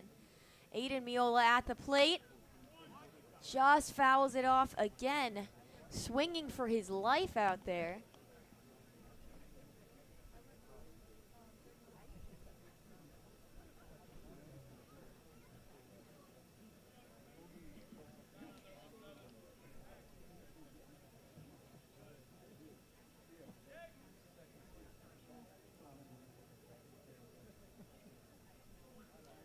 Pickoff move towards second. Benj back in there safely. But a sneaky turnaround move from Garcia. Very quick with that release, taking more signs from Day.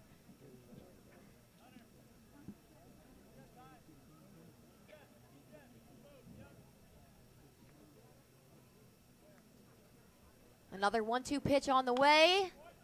Just fouled back again. I thought he missed, but just got a tip. Fouled it off Will King's helmet.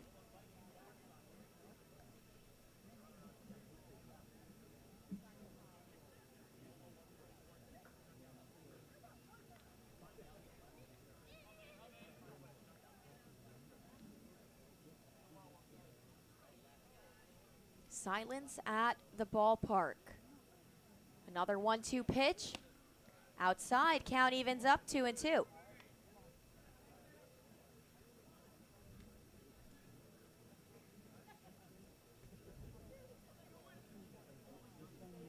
YD has walked it off once this season. They will have another chance to here in the bottom of the ninth.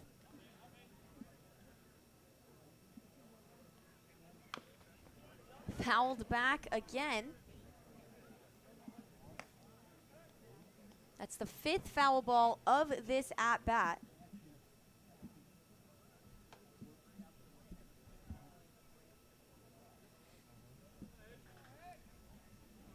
It's been 9 pitches in this at-bat already. It's a marathon. Miola doing everything he can here against Garcia. Swings through and misses finally, and Garcia gets him swinging. We head to the bottom of the ninth. It's still 2-1. The Red Sox with a chance to walk it off when we come back. It's Perri Kitei.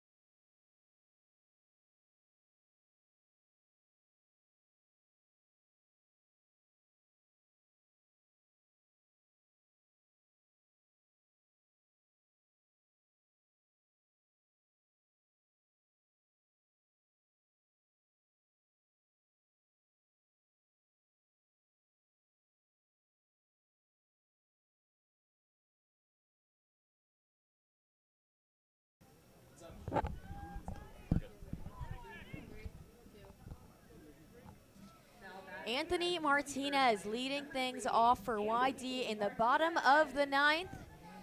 It is the last chance for the Red Sox, who are riding a 6-game unbeaten streak atop the East Division. Martinez lines this one foul up the first baseline. We've seen a lot of those from him. He's made good contact. And he did find the outfield on that 2 RBI double yesterday, trying to do so again here. Offers, and he went around. Some groans from the crowd on that one who disagree with the call. So Martinez now down 0-2. That looked real close to the plane, but I'm not sure it crossed.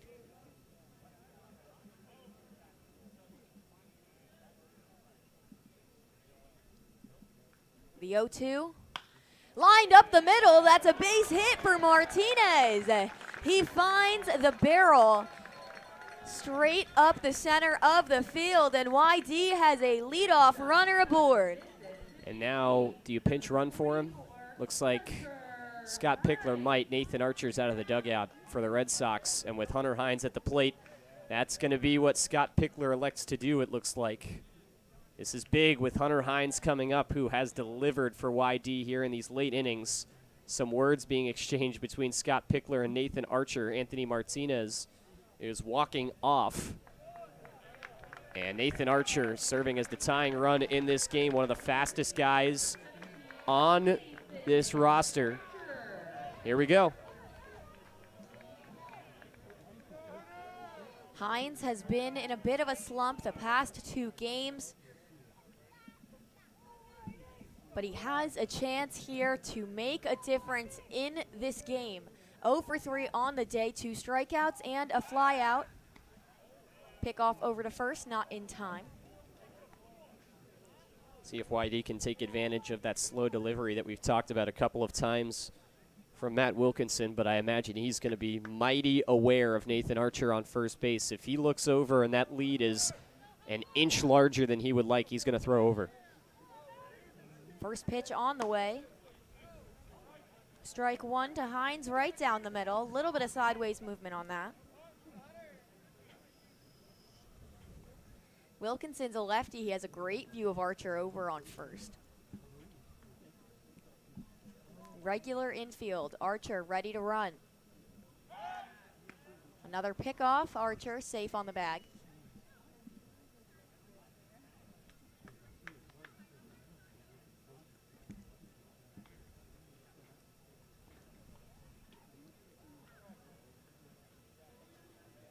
Counts 0-1 to Hunter Hines. Archer takes his lead.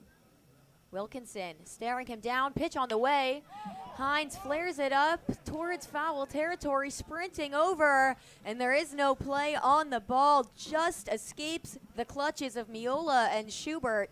Hunter Hines lives to see another day. The count's 0-2. That's very, very nervous moments for Hunter Hines, but get a second chance at life. You got to make the most of it. His problem has really just been straightening out the barrel. You could see on that one. Once again, looked like a ball that would be popped up shallow, but because of his strength, traveled all the way to that mid-outfield just in foul territory. Runner goes. The pickoff went to first, and Nathan Archer slides headfirst into second. What a call from Scott Pickler. Kent was so surprised. The pickoff came from Wilkinson to Kent, and he lost the ball. Wow. Nathan Archer gets hung out to dry. I don't know if I had that in my bingo card. He gets picked off, and on the transfer, Kent just can't get it cleanly into his throwing hand. So Archer in scoring position now, no outs. 0-2 to Hunter Hines, an RBI machine. Takes ball 1. And so now it's a 2-strike count here, so you can't bunt, although it is Hunter Hines, so I don't know if you'd want to anyway. But this is really crucial for Hunter Hines that he needs to get this ball in play. You really want to get Archer up to third base to try and give Will King a chance for the sac fly. And Hines lines it up the first baseline. He won't beat it out, but he did his job, and Archer advances. So Will King coming to the plate. We could see some more late game heroics off the bat of number 30. Archer on third. On any passed ball, you have to imagine he's taking that bag. Yeah, and I'm really okay with that if I'm YD. Like you mentioned, Hunter Hines doing his job. It is a ground out, but that's huge situational hitting, changing the approach mid-at-bat, just trying to get that runner up. And now Will King, Mr. Clutch, with the infield in, trying to get something out into the grass. First pitch on the way. Popped up, flared to the shallow infield. And it does not drop. Runner tags. He's on his way to home. Archer is not in time. And that's the game. A game-ending double play. They took the gamble and lost. A cannon from the outfield, and the Anglers have a win. It was a pitching battle down the stretch. The final score is 2-1 Anglers. Luke, YD was held to just 2 hits today, their fewest of the season. Not the team we've been used to seeing.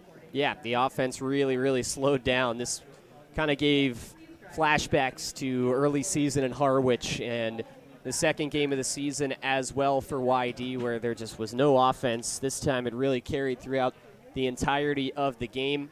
Unfortunate there that that ball was lifted up. Very close play at the plate. I don't fault Scott Pickler or Nathan Archer at all in taking the gamble there and trying to go for home. Just an unfortunate one, and, you know, winning streaks at some point in the season have to end for YD. They had a couple of breaks go their way throughout this streak. Just didn't happen for them tonight. Good news about summer balls. You get a chance to bounce back the next day as the Red Sox will be on the road against Bourne tomorrow. So the Red Sox move to 5-3-1. Have some evaluating to do tonight. Thank you so much for listening to us, as Luke mentioned, on the road tomorrow at Bourne. The game time for that one is 6 o'clock p.m. on the dot. It's been Perri, Kitei, and Luke West Poley from our producer, Anna Tedeschi. You've been watching YD Baseball on the Cape Cod Broadcast Network.